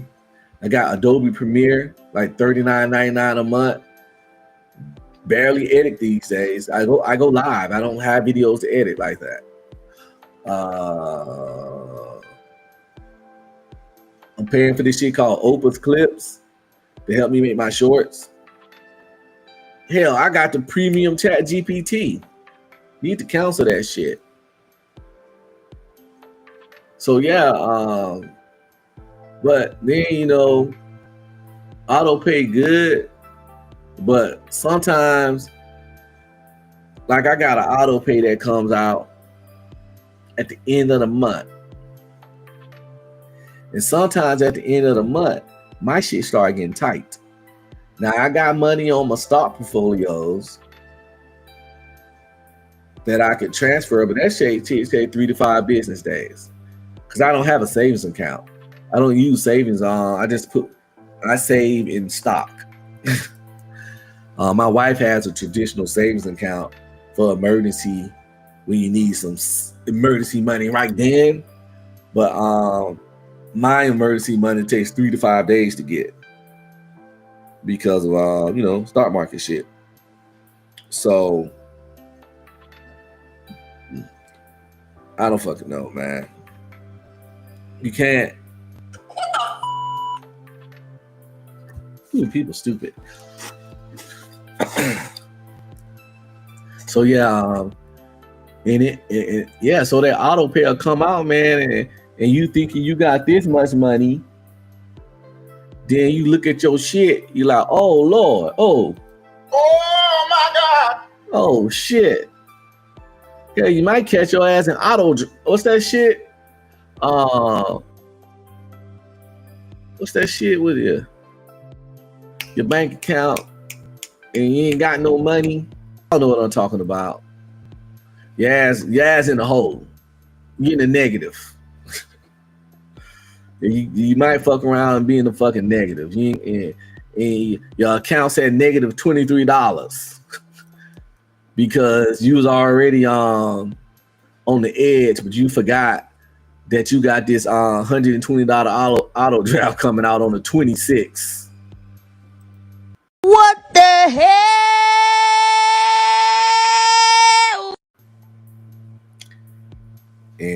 That's my only thing about auto pay.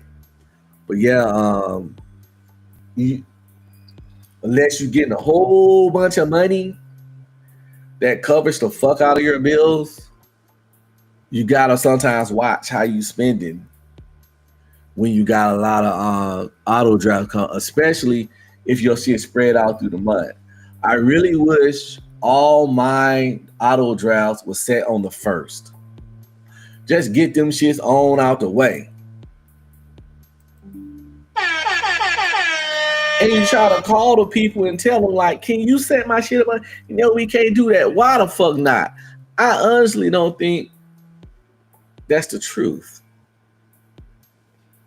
They just lazy. There's no way with all this technology and all this digital currency and the fact that I'm still going to pay you that month regardless, that you can't change the day y'all take that payment away from me, as long as it's the same fucking month.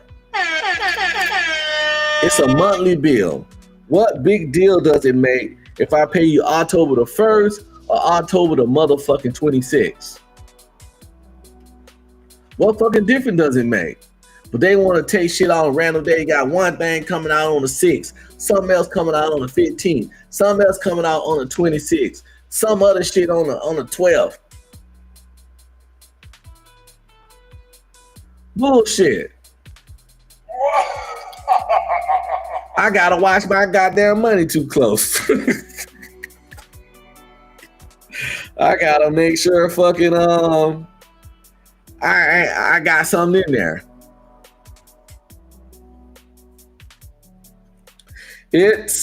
I'm joking and shit. It ain't difficult to do that. But I'm not gonna act like you can't get caught slipping. It can happen to the best of us. And really, check y'all cards. Check y'all bank statements. Make sure you ain't accidentally subscribed for some shit.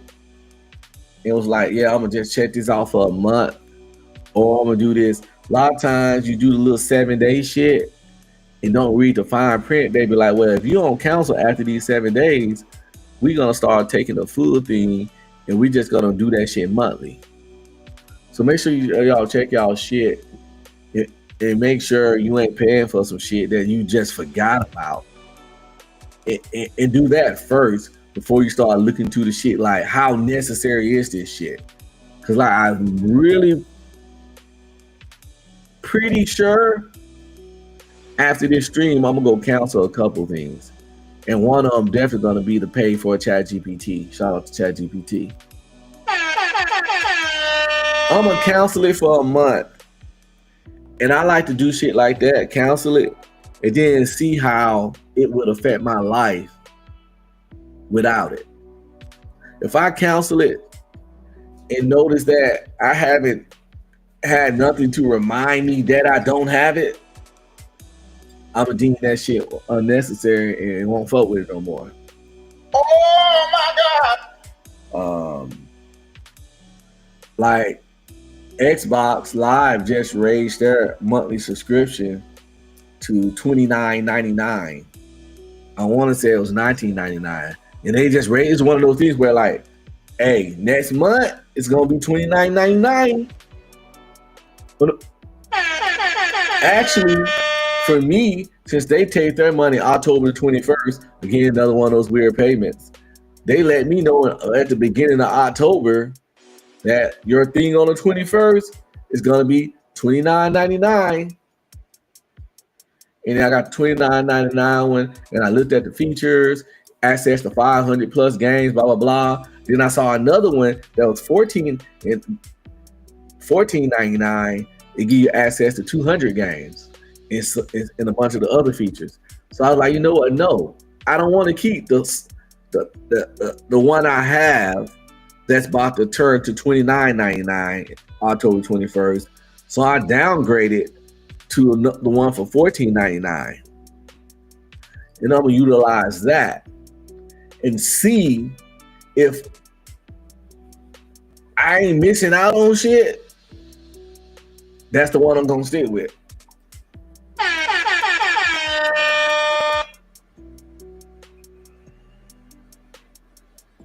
And that's how I'm gonna fuck that monkey. That's how I'm gonna fuck that monkey right there. I'm sick and tired of being sick and tired. I'm tired. It's get exhausting.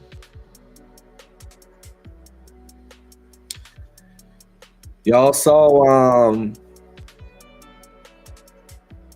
that my boy Shadur Sanders, he moving it on up. He just been officially made QB2. He was, I think he started out QB4 or some shit. Then QB3. Now he's QB2 because they're the team Cincinnati. I think it was, what is Cincinnati or is it Cleveland? I don't know. But they traded Flacco. Joe Flacco. They traded him. And which got rid of a quarterback, which moved Sanders to quarterback 2. So he's one injury, one bad day from the other quarterback to get a chance to start. Now, I'm not wishing injury on nobody, but at the same time, their record not looking too good. So he's number 2. If this other guy stink up the thing for another 2 weeks, it's not hard for the number 2 to get a game. Now, if he get in that game and do his damn thing, do his thugtism,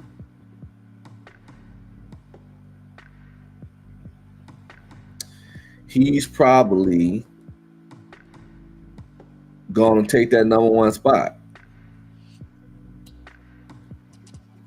It happens all the time in football. People like a winner, man. It's early in the season, right? Them trading Flacco really helped Sanders because, like I said, it got into the number 2 quarterback. It's only one person in front of him now, right? And that guy position really is real fickle. It's really based on his performance. And like I say, let's see. I want to say he played for the Bengals.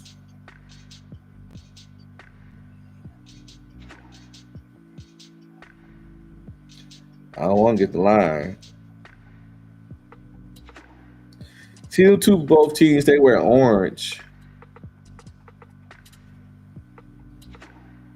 And I get them mixed up.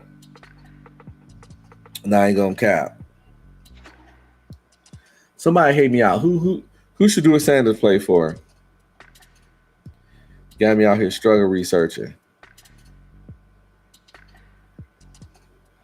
I'm gonna say the Browns. We're gonna say he played for the Browns.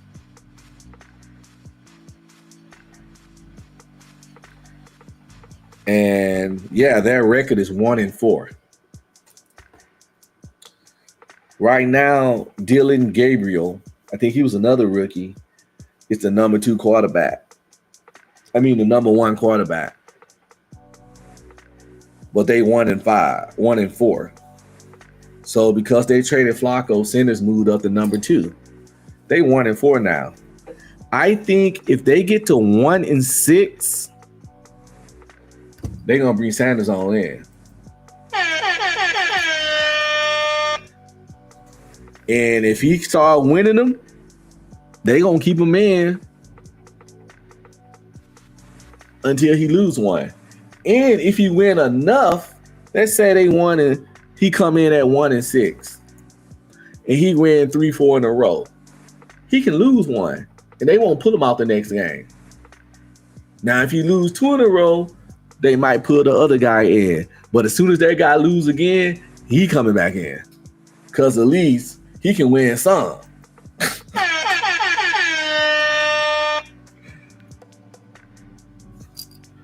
Yo, salute to A-Dub, man, for the Cash App. Appreciate it, brother. Appreciate it. I ain't got no great visual for it, but I got a song. Want to hear it? Here it go.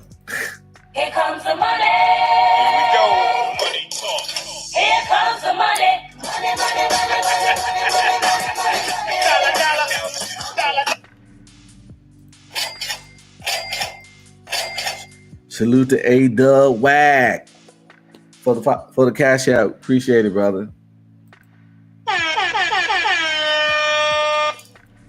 Don't forget to like, subscribe, comment, and please share. Like, subscribe, comment, and please share. Man, I think I've been doing really well for an unplanned show. 2 hours in and not a lot of radio silence and constantly repeating myself. And that's what I was. This streaming thing. You gotta be able to communicate. You gotta be able to talk. You got to be able to do it without leaning on a lot of outside stuff and people to a degree. Lean on me, will you not strong? I'll be your friend. I'll help you carry on. Yo, does anybody know who this guy is?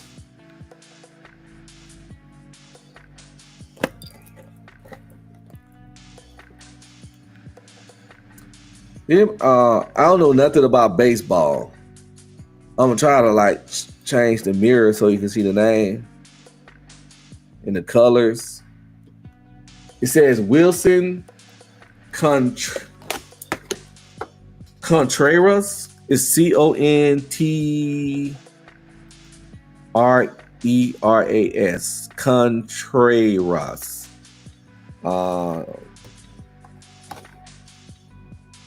I don't know about football. Oh, he played for the Cubs. Baseball, I said football. He played for the Cubs. Or played for the Cubs. I don't know if this is a throwback thing. His name is Wilson Contreras, number 40. My daughter gave me this.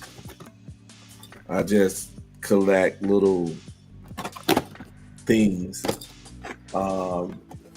Not particularly baseball, but it's the thought that counts, right? Baseball games are boring to me. They're just really fucking long. Can't watch them on TV. I heard they're fun to go to, but I think that's just for people that like live sports. So I probably would enjoy it because, but when I go watch sports, I really rarely pay attention to the game. I'm usually in there just drinking beer, eating food, spending more time in line eating the food and watching the game and talking shit to whoever I'm there with, right?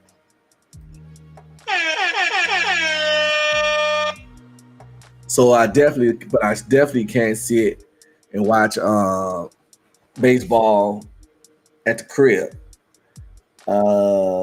Like I can watch football at the house. I can watch basketball at the house. Baseball at the house, I can't. But it's fun to play. I was on a softball team when I was in Korea, and I had an amazing time doing it. So I ain't saying baseball boring as a sport, which you can kind of see that way, especially you stand out there in right field or left field, and nobody never hits it over there. So yeah. But overall, baseball can be fun to play. I used to be big into UFC and somewhat boxing. I don't dislike them.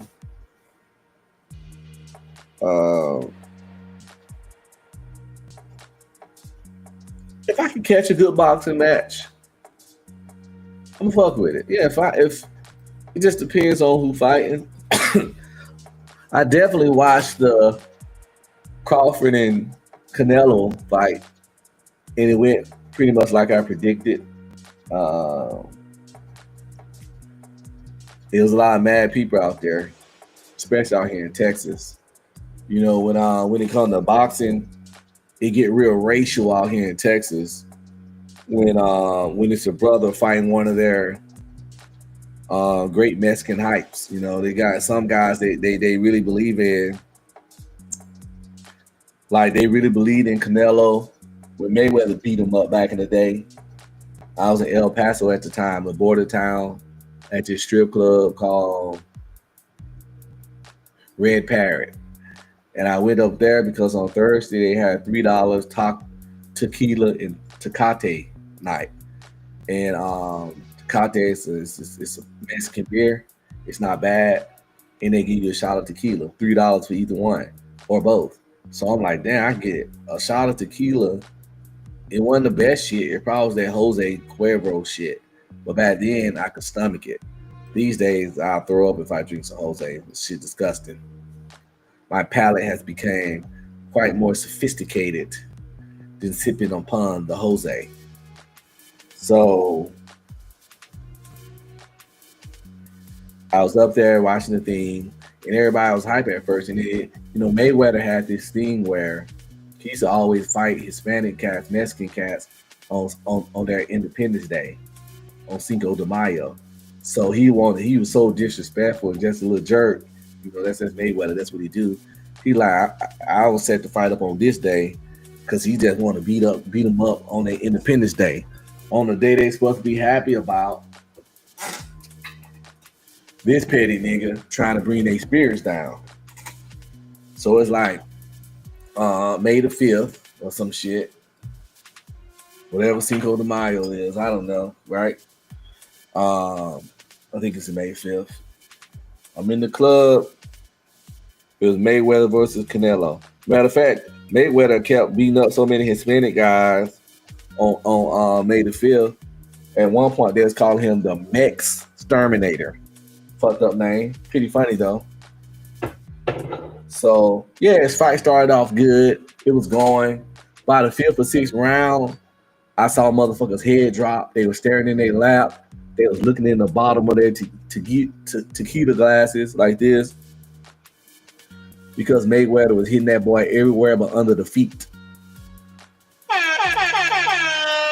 He was just making it look too easy. He had Canelo looking like he was moving in slow motion.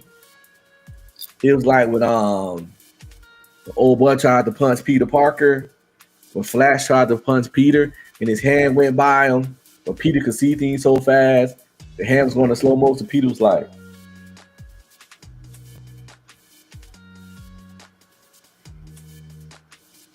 you know what I'm saying? He done punched at him, and he looked up and down his arm and looked all around the room before the punch even came close to his face. It was giving that kind of energy. And I think it's one particular punch that changed the whole mood of everybody in there. Mayweather caught him and hit him so hard, he spun the 180 like this, and he was facing the camera. He had that look like that. Kind of like that one punch Crawford. When Crawford caught him, and he can get like this, look like, damn, you hit hard. I think people then knew that, oh God, he's gonna lose. Because he was just one of those closing guys. And that was like the 5th or 6th. Once they saw he won, it was just bad. It was all down, but it was completely downhill from that particular punch.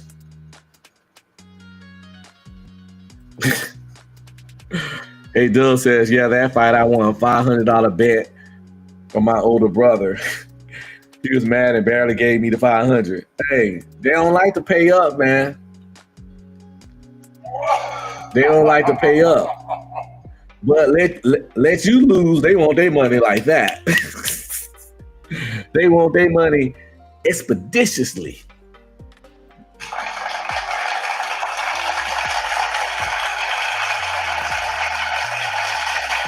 Shit crazy, right? But yeah, I remember that night, man. Fun night. Cheap drinks, Good fight. Decent looking strippers at that joint. I know all y'all done been to strip clubs and seen ugly strippers. This one really didn't have that many. They didn't let anybody work there, which I think is an admirable trait for strip clubs. Some don't care. They like, if you can pay our pole price, you can come here. And I don't know if y'all go to strip clubs, you know what the pole price is, but strippers got to pay to be allowed to strip in the strip club. Sometimes it's like $150 a night to be allowed to come in there and strip. And after they pay their pole fee, everything they make after that is all theirs. Therefore, shit, if you ain't fine enough and don't know how to grind, you might go to the strip club and end up owing money. You was there for 8 hours and end up owing $20 to the strip club. At that point, you might want to start looking into like a new career choice, per se, right? That's what we're gonna go with. A new career choice. But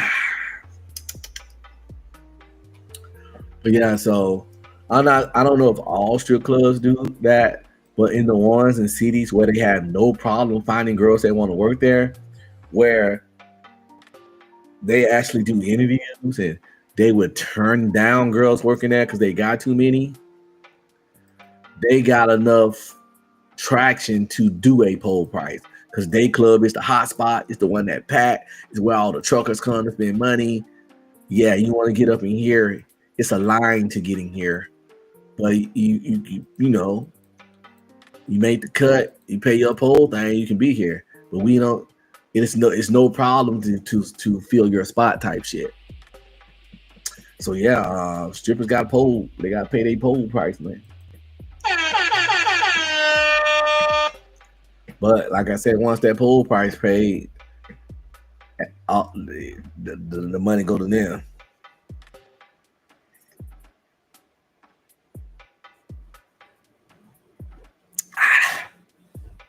Woo! Yeah. Woo. Woo. Yeah, they had to take a shot in that shit. Do something to your nervous system, nigga. Hit your spine.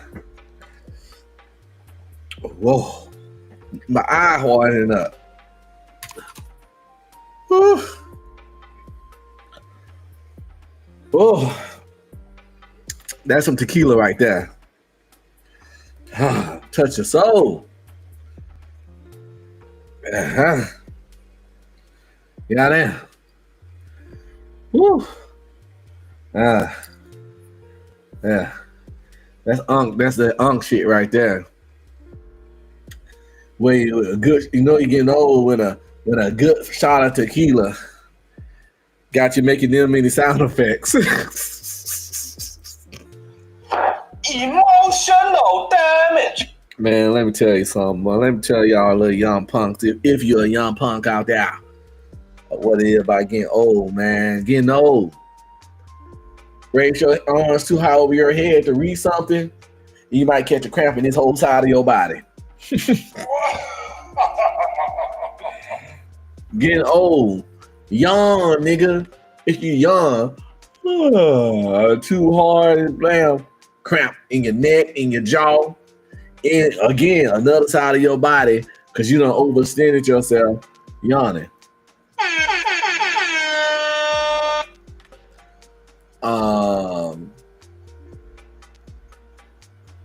Bones popping, yo. Bones popping. You know, your boy be in the gym. I'm fit-ish. You know, I'm fit-ish. And definitely not where I want to be, but hey, I'm down at 50. I mean, my six-pack days might be over. I would love to get one, but I would do it naturally because I'm not doing getting no Drake abs. And like I would have to clean my diet up so much. Like I just had this shot. I would have to probably at this old age, I probably have to get a 6-pack. I would probably have to never drink again and get all weird with my diet. Like, you know, I like bread. And overall, for the most part, when you're trying to lose that belly, bread is a no-go. But I'm not finna wrap my grilled chicken sandwich in lettuce and do a, you know, make a bread-free sandwich or whatever the fuck they want to call it.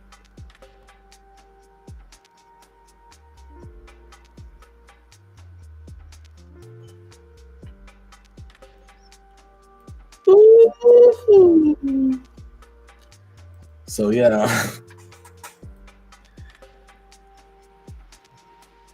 But oh man, yeah, like, you know, do some squats and shit. That knee be crack-a-lacking, nigga. Snap, crackle, pop ass knee ass nigga. Shit, doing some push-ups, and every time you down, snap it up, snap it up, snap it up. Oh shit, was that my shoulder? Snap it up. Sound like those little snap pop things you throw down on the 4th of July. That's what your knees, shoulders, elbows, and shit gonna be sounding like. I'm telling you, you get old, when you get up, you go, God, my knee just popped just then. You probably could hear through the microphone. But yeah. So you grunt when you get up. You grunt when you get up. And then you sit down like this. Sound effects, nigga. Getting old. Getting old, your body start making sounds.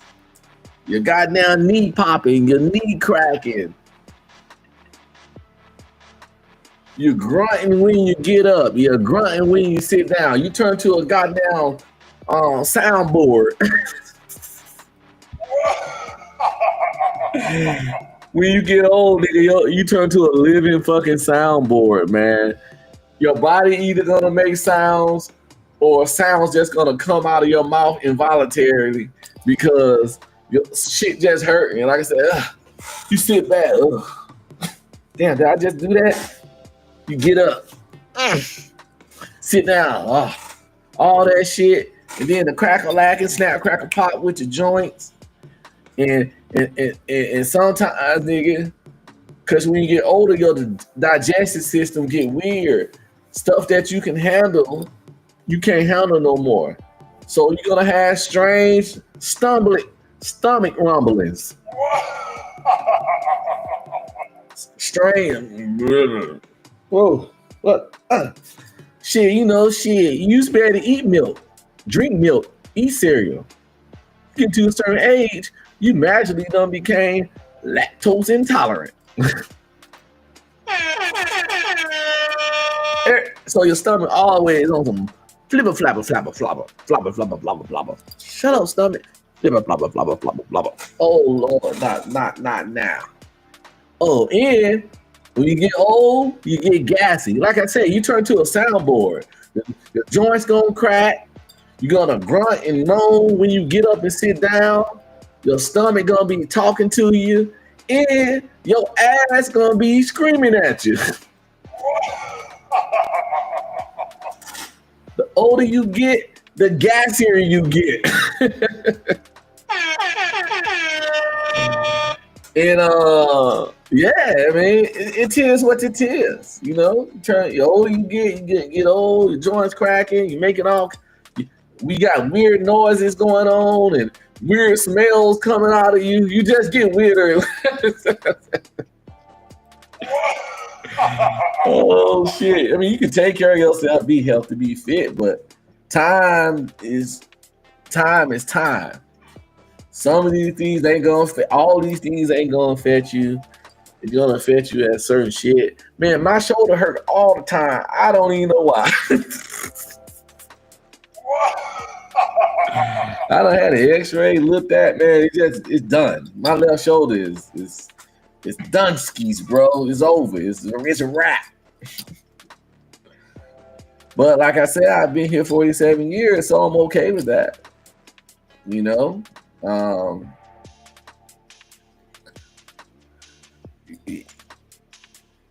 that's how time works. Your body gonna eventually fail you. It's gonna betray you. Sometimes my knees be hurt just from sitting down too long. Why the fuck my knees hurt from sitting down? I'm sitting there, knees just start burning. Like, oh. Oh my God! Or when I go out, because again, like I tell people, they're like, hey, you go out. Like, yeah, goofy ass nigga. I'm married. Not deaf, dumb, blind, dead. None of that shit. Anyway, sometimes when I go out, I find myself having to sit down or lean against stuff more than I used to ever in life. That's because my knees start hurting now if I stand a certain amount of time or if I've been walking too much. And my legs get a little more tired than they used to be. And last but not least, my goddamn feet start hurting. And I wear Air Max Classics, 90s, Air Max 90s. Most comfortable shoes ever made. But it don't matter, yo. It ain't about the comfort of the shoes. My old ass feet just don't like being stood on a certain amount of time.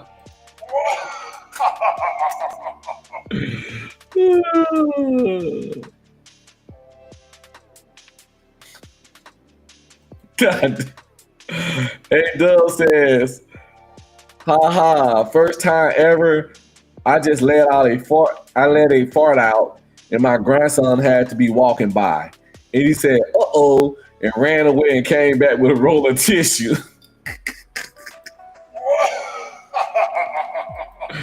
How stanky was that fart? How funky was that fart? That little man thought you shit on yourself. How funky was that fart, man? He like, hey, he had to have shit on himself. Where is the motherfucking tissue? Hey, bro, come on now, dog. Come on, man. Yeah. What the hell?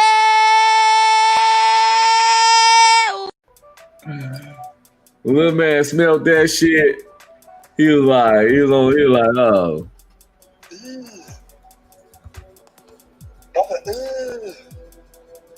What's that? What's that, brother? Ew. Bruh. Yo, have y'all ever stomach was feeling kind of weird and you was feeling kind of gassy and then you'll fart, but as soon as you hear the fart and you feel the fart, you know you done fucked up. That shit it sound kind of wettish. You like, God damn. Oh my God. I done shit myself.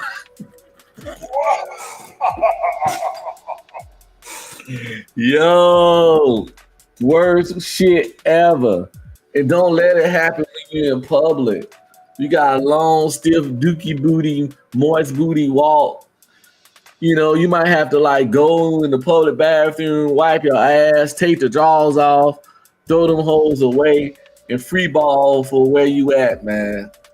Oh my God. You know, when you try to squeeze one out and it come out a little more moisture, it come out a little more moist than you want it to be. It might not even reach your drawers. It might just be in your crack, But it don't matter. You feel dirty as fuck after that. You just feel nasty. The whole, yeah. Listen, man. That's an old nigga thing. You know, you fart and you shit yourself a little bit. Listen, you don't want that life, man. You don't want that life. Go ask your daddy and your granddaddy. They gonna tell you, yo, I eat the wrong thing and you pass gas, boy. It might have to wipe after. I'm just saying, I might. The granddad gonna tell you, listen here, sonny. Get a certain age, boy. You eat the wrong thing and try to squeeze one out. Listen, if you ain't got to fart, don't force it. Don't force it. I'm telling you. And if your stomach bubbling and you just gotta do one, just have some tissue ready because you probably won't have to wipe afterwards. I'm telling you, because like at this point, 70% of my farts, nigga, leave moisture. We just leave moisture in the crack. Yo, time, man. Time, man. It flies. Make the most of it. We all falling apart, straight up. We all falling apart, one cell at a time. We all deteriorating, one cell at a time. Oh my God. That's how life work. Sometimes I sit there and think, why must a brother get old and die? Why we gotta die? I like living. I believe in God and Jesus and want to go to heaven and eternal paradise, but I also enjoy this because I don't do a lot of fucked up shit here. So why can't I enjoy the forever? Now, if I was out here like being a chaos agent, but you know, why I gotta be like that?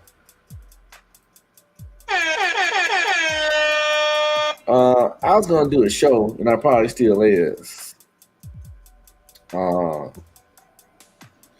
So loosely talk about it today, but I was gonna, because I got to plan some stuff for the show, but I was just gonna talk about the human fascination with immortality and the different routes and angles and things that we've done throughout history in the pursuit of it. From far back as possible as I can find information on up to now. I mean, we know where the fascination with it stems from.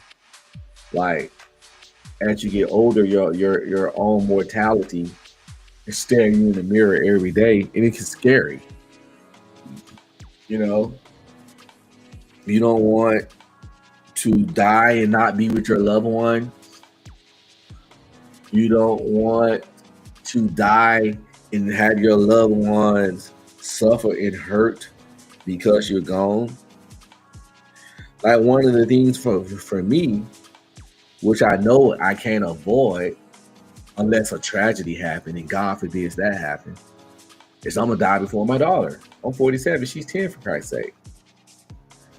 And the idea of dying doesn't hurt or scare me more than how I know my death will affect her and make her feel.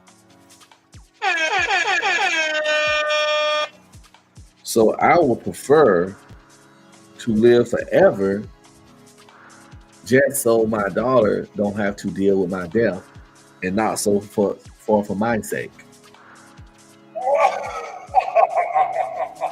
So there's other people that, you know, think about mortality and immortality for all kinds of various fucking reasons and stuff. And humans have been enthralled and fascinated with that for a very long time, all the way back to the countless amounts of money and thousands of lives that have been lost back in the day when they was going here and there and everywhere trying to find the fountain of youth, you know. You can't make this shit up. You can't make this shit up.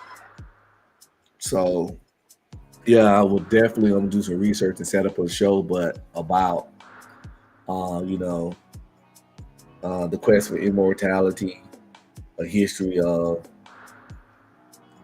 us fighting against our mortality or some shit. I don't know, whatever I named the video. Again, people don't really like.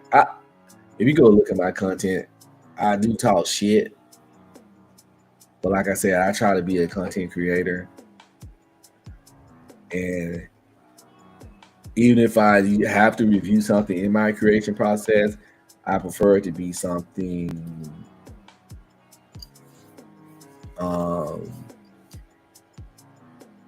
more informative than entertainment and stuff per se. But I like to talk about things and think about things. I want to do a show just talking about nanotechnology and what it is and what it's used for, and all the cool things they've done with it. I'm definitely gonna do a show on like mechs, whatever. You know, the big robots people want to control, like Gundams and shit. There have been like a lot of fucking cool steps and those things made. Like in Japan, they pretty much got some. It's pretty fucking cool. And exoskeletons, I'm fascinated by the mechas and the exoskeletons and shit. And there have been some really cool ones made that could really help with people with disabilities and difficulty walking and stuff. And also, of course, they want to militarize it. Like for all intents and purposes, they want to soon someday have an Iron Man level suit, or at the minimum, like some really solid exoskeletons that can make soldiers run faster, move, blah blah blah, all that kind of stuff. I don't see the practicality of the big robots that's built like humans. They were cool for the animes and cool to look at, but when it's that big, why does the shape matter? Like, why would you make two big human-sized robots so they can sword fight? If I'm gonna make a big old thing, I just make a big old ball-shaped shit with a bunch of guns and missiles coming out of it, and just do my thing. I don't need my tank to fucking sword fight and kick and shit. But again, for visual reasons, obviously, that'll be more effective. But making big giant robots for war, honestly,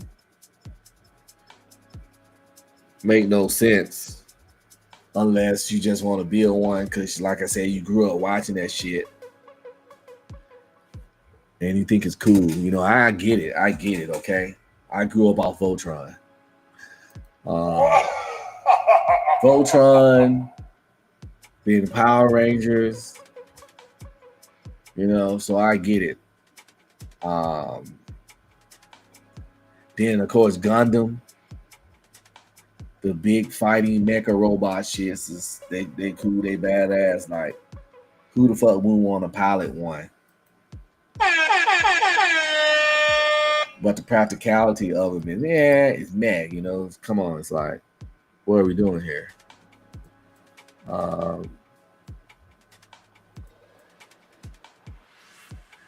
I got a question. We talking about like immortality, right? That's what I was rambling about. Let's say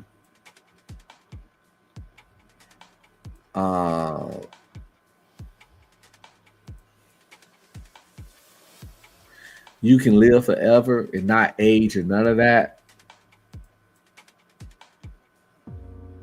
but you had to delete one person a day for your life to continue. Would you?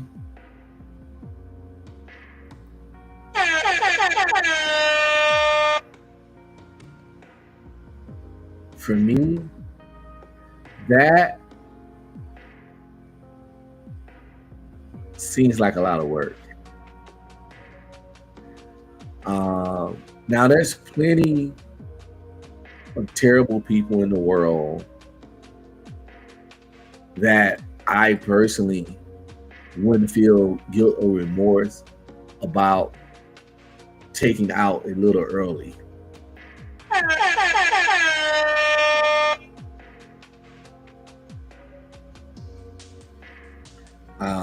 But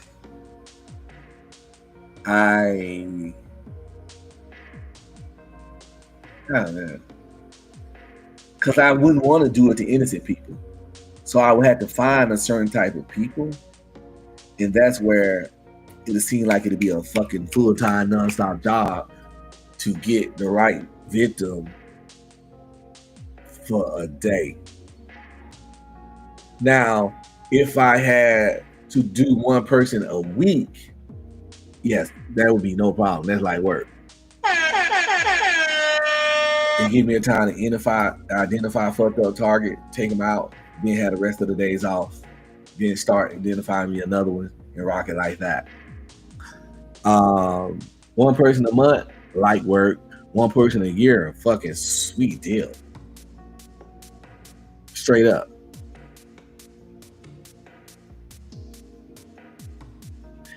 If I had to do one person a year for my immortality, I'm gonna cover for my whole fam bam. It's a lot of fucked up people out there, people that I wouldn't feel nothing about.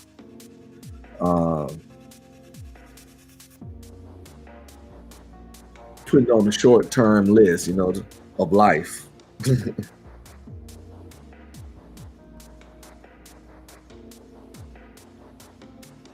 That's just me. Maybe I'm crazy though. I don't know.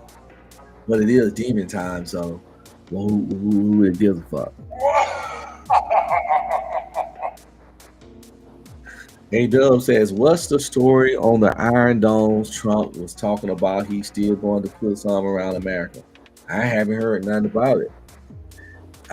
This is my first time hearing anything about some Iron Domes, but let me put it in my notes to look into, because it might be interesting to talk about. I'm just gonna put Google Iron Domes and Trump, hopefully something come up.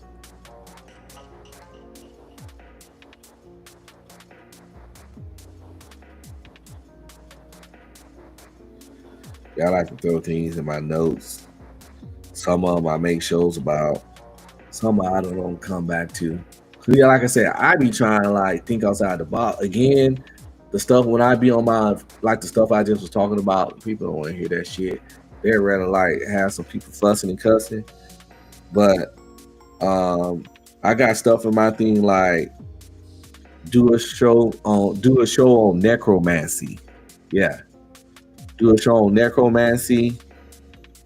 Do a show on the Bermuda Triangle. I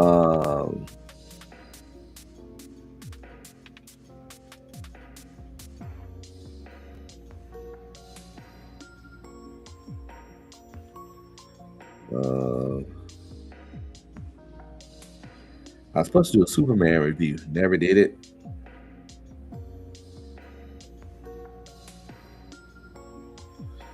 So yeah, I be want to do shows on different, different shit. But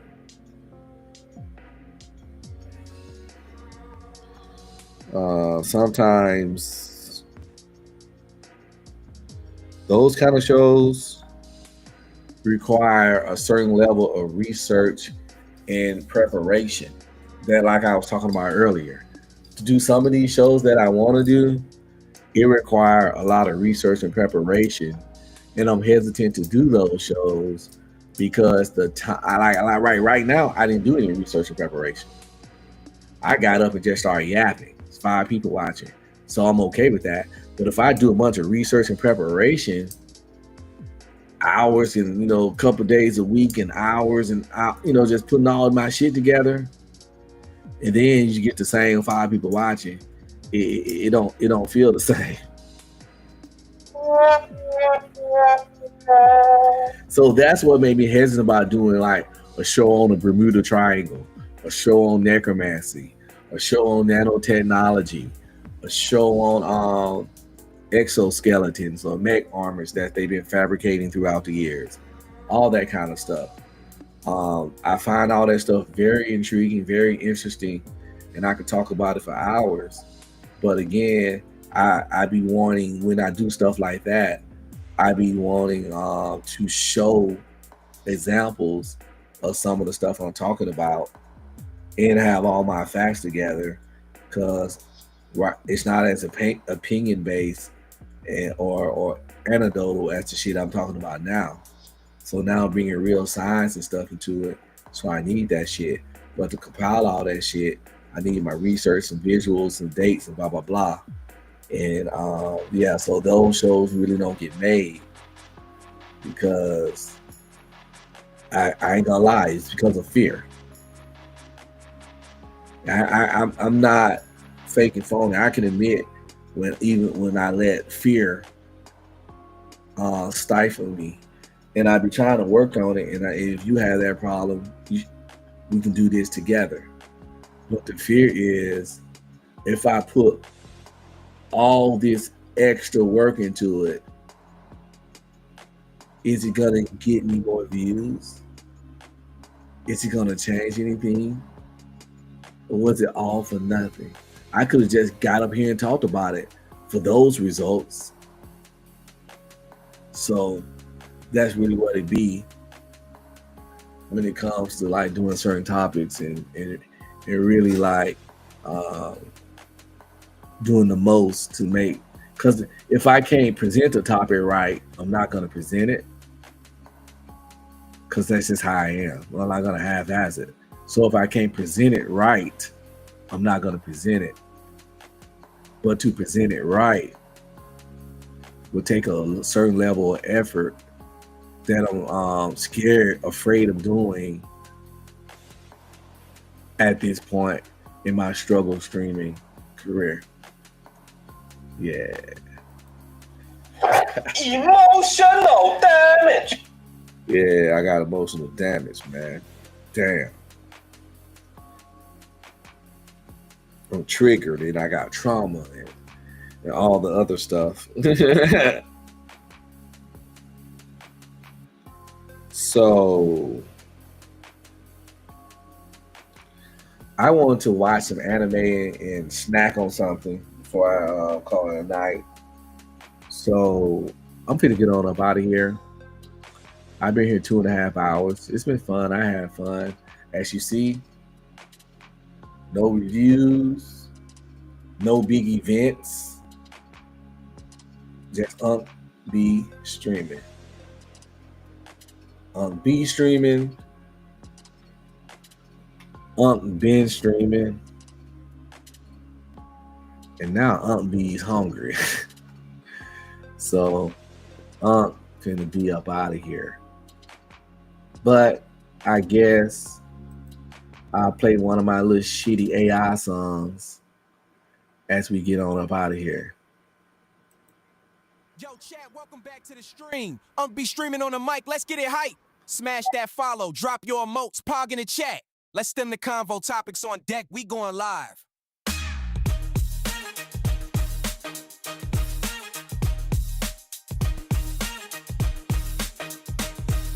I'm the uncle on the cam, spitting knowledge in the memes. From politics to cooking schemes, I'm building dream teams. We raid the mind, no lie. Dive into debates from mental health to daily wealth, staying up late. Chat slip with KW, lose in the mix. Bits raining, subs popping. We addicted to the fix. FPS, RPGs, we talking every genre. No cap, real talk, not just gamer paranoia. Be streaming, living the dream. Stimulate your mind, fuel the steam. Drop your questions, light up the screen. Diverse convos in a live stream scene.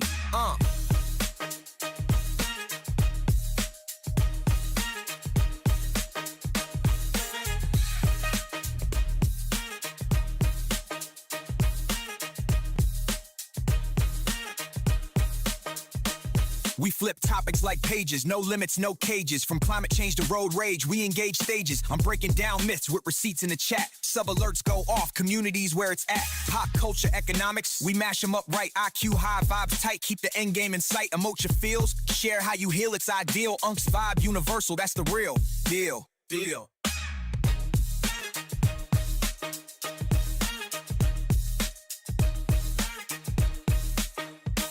Chat what you think, hit the clip, let it rip, tell me your topic. Stream it live, don't skip.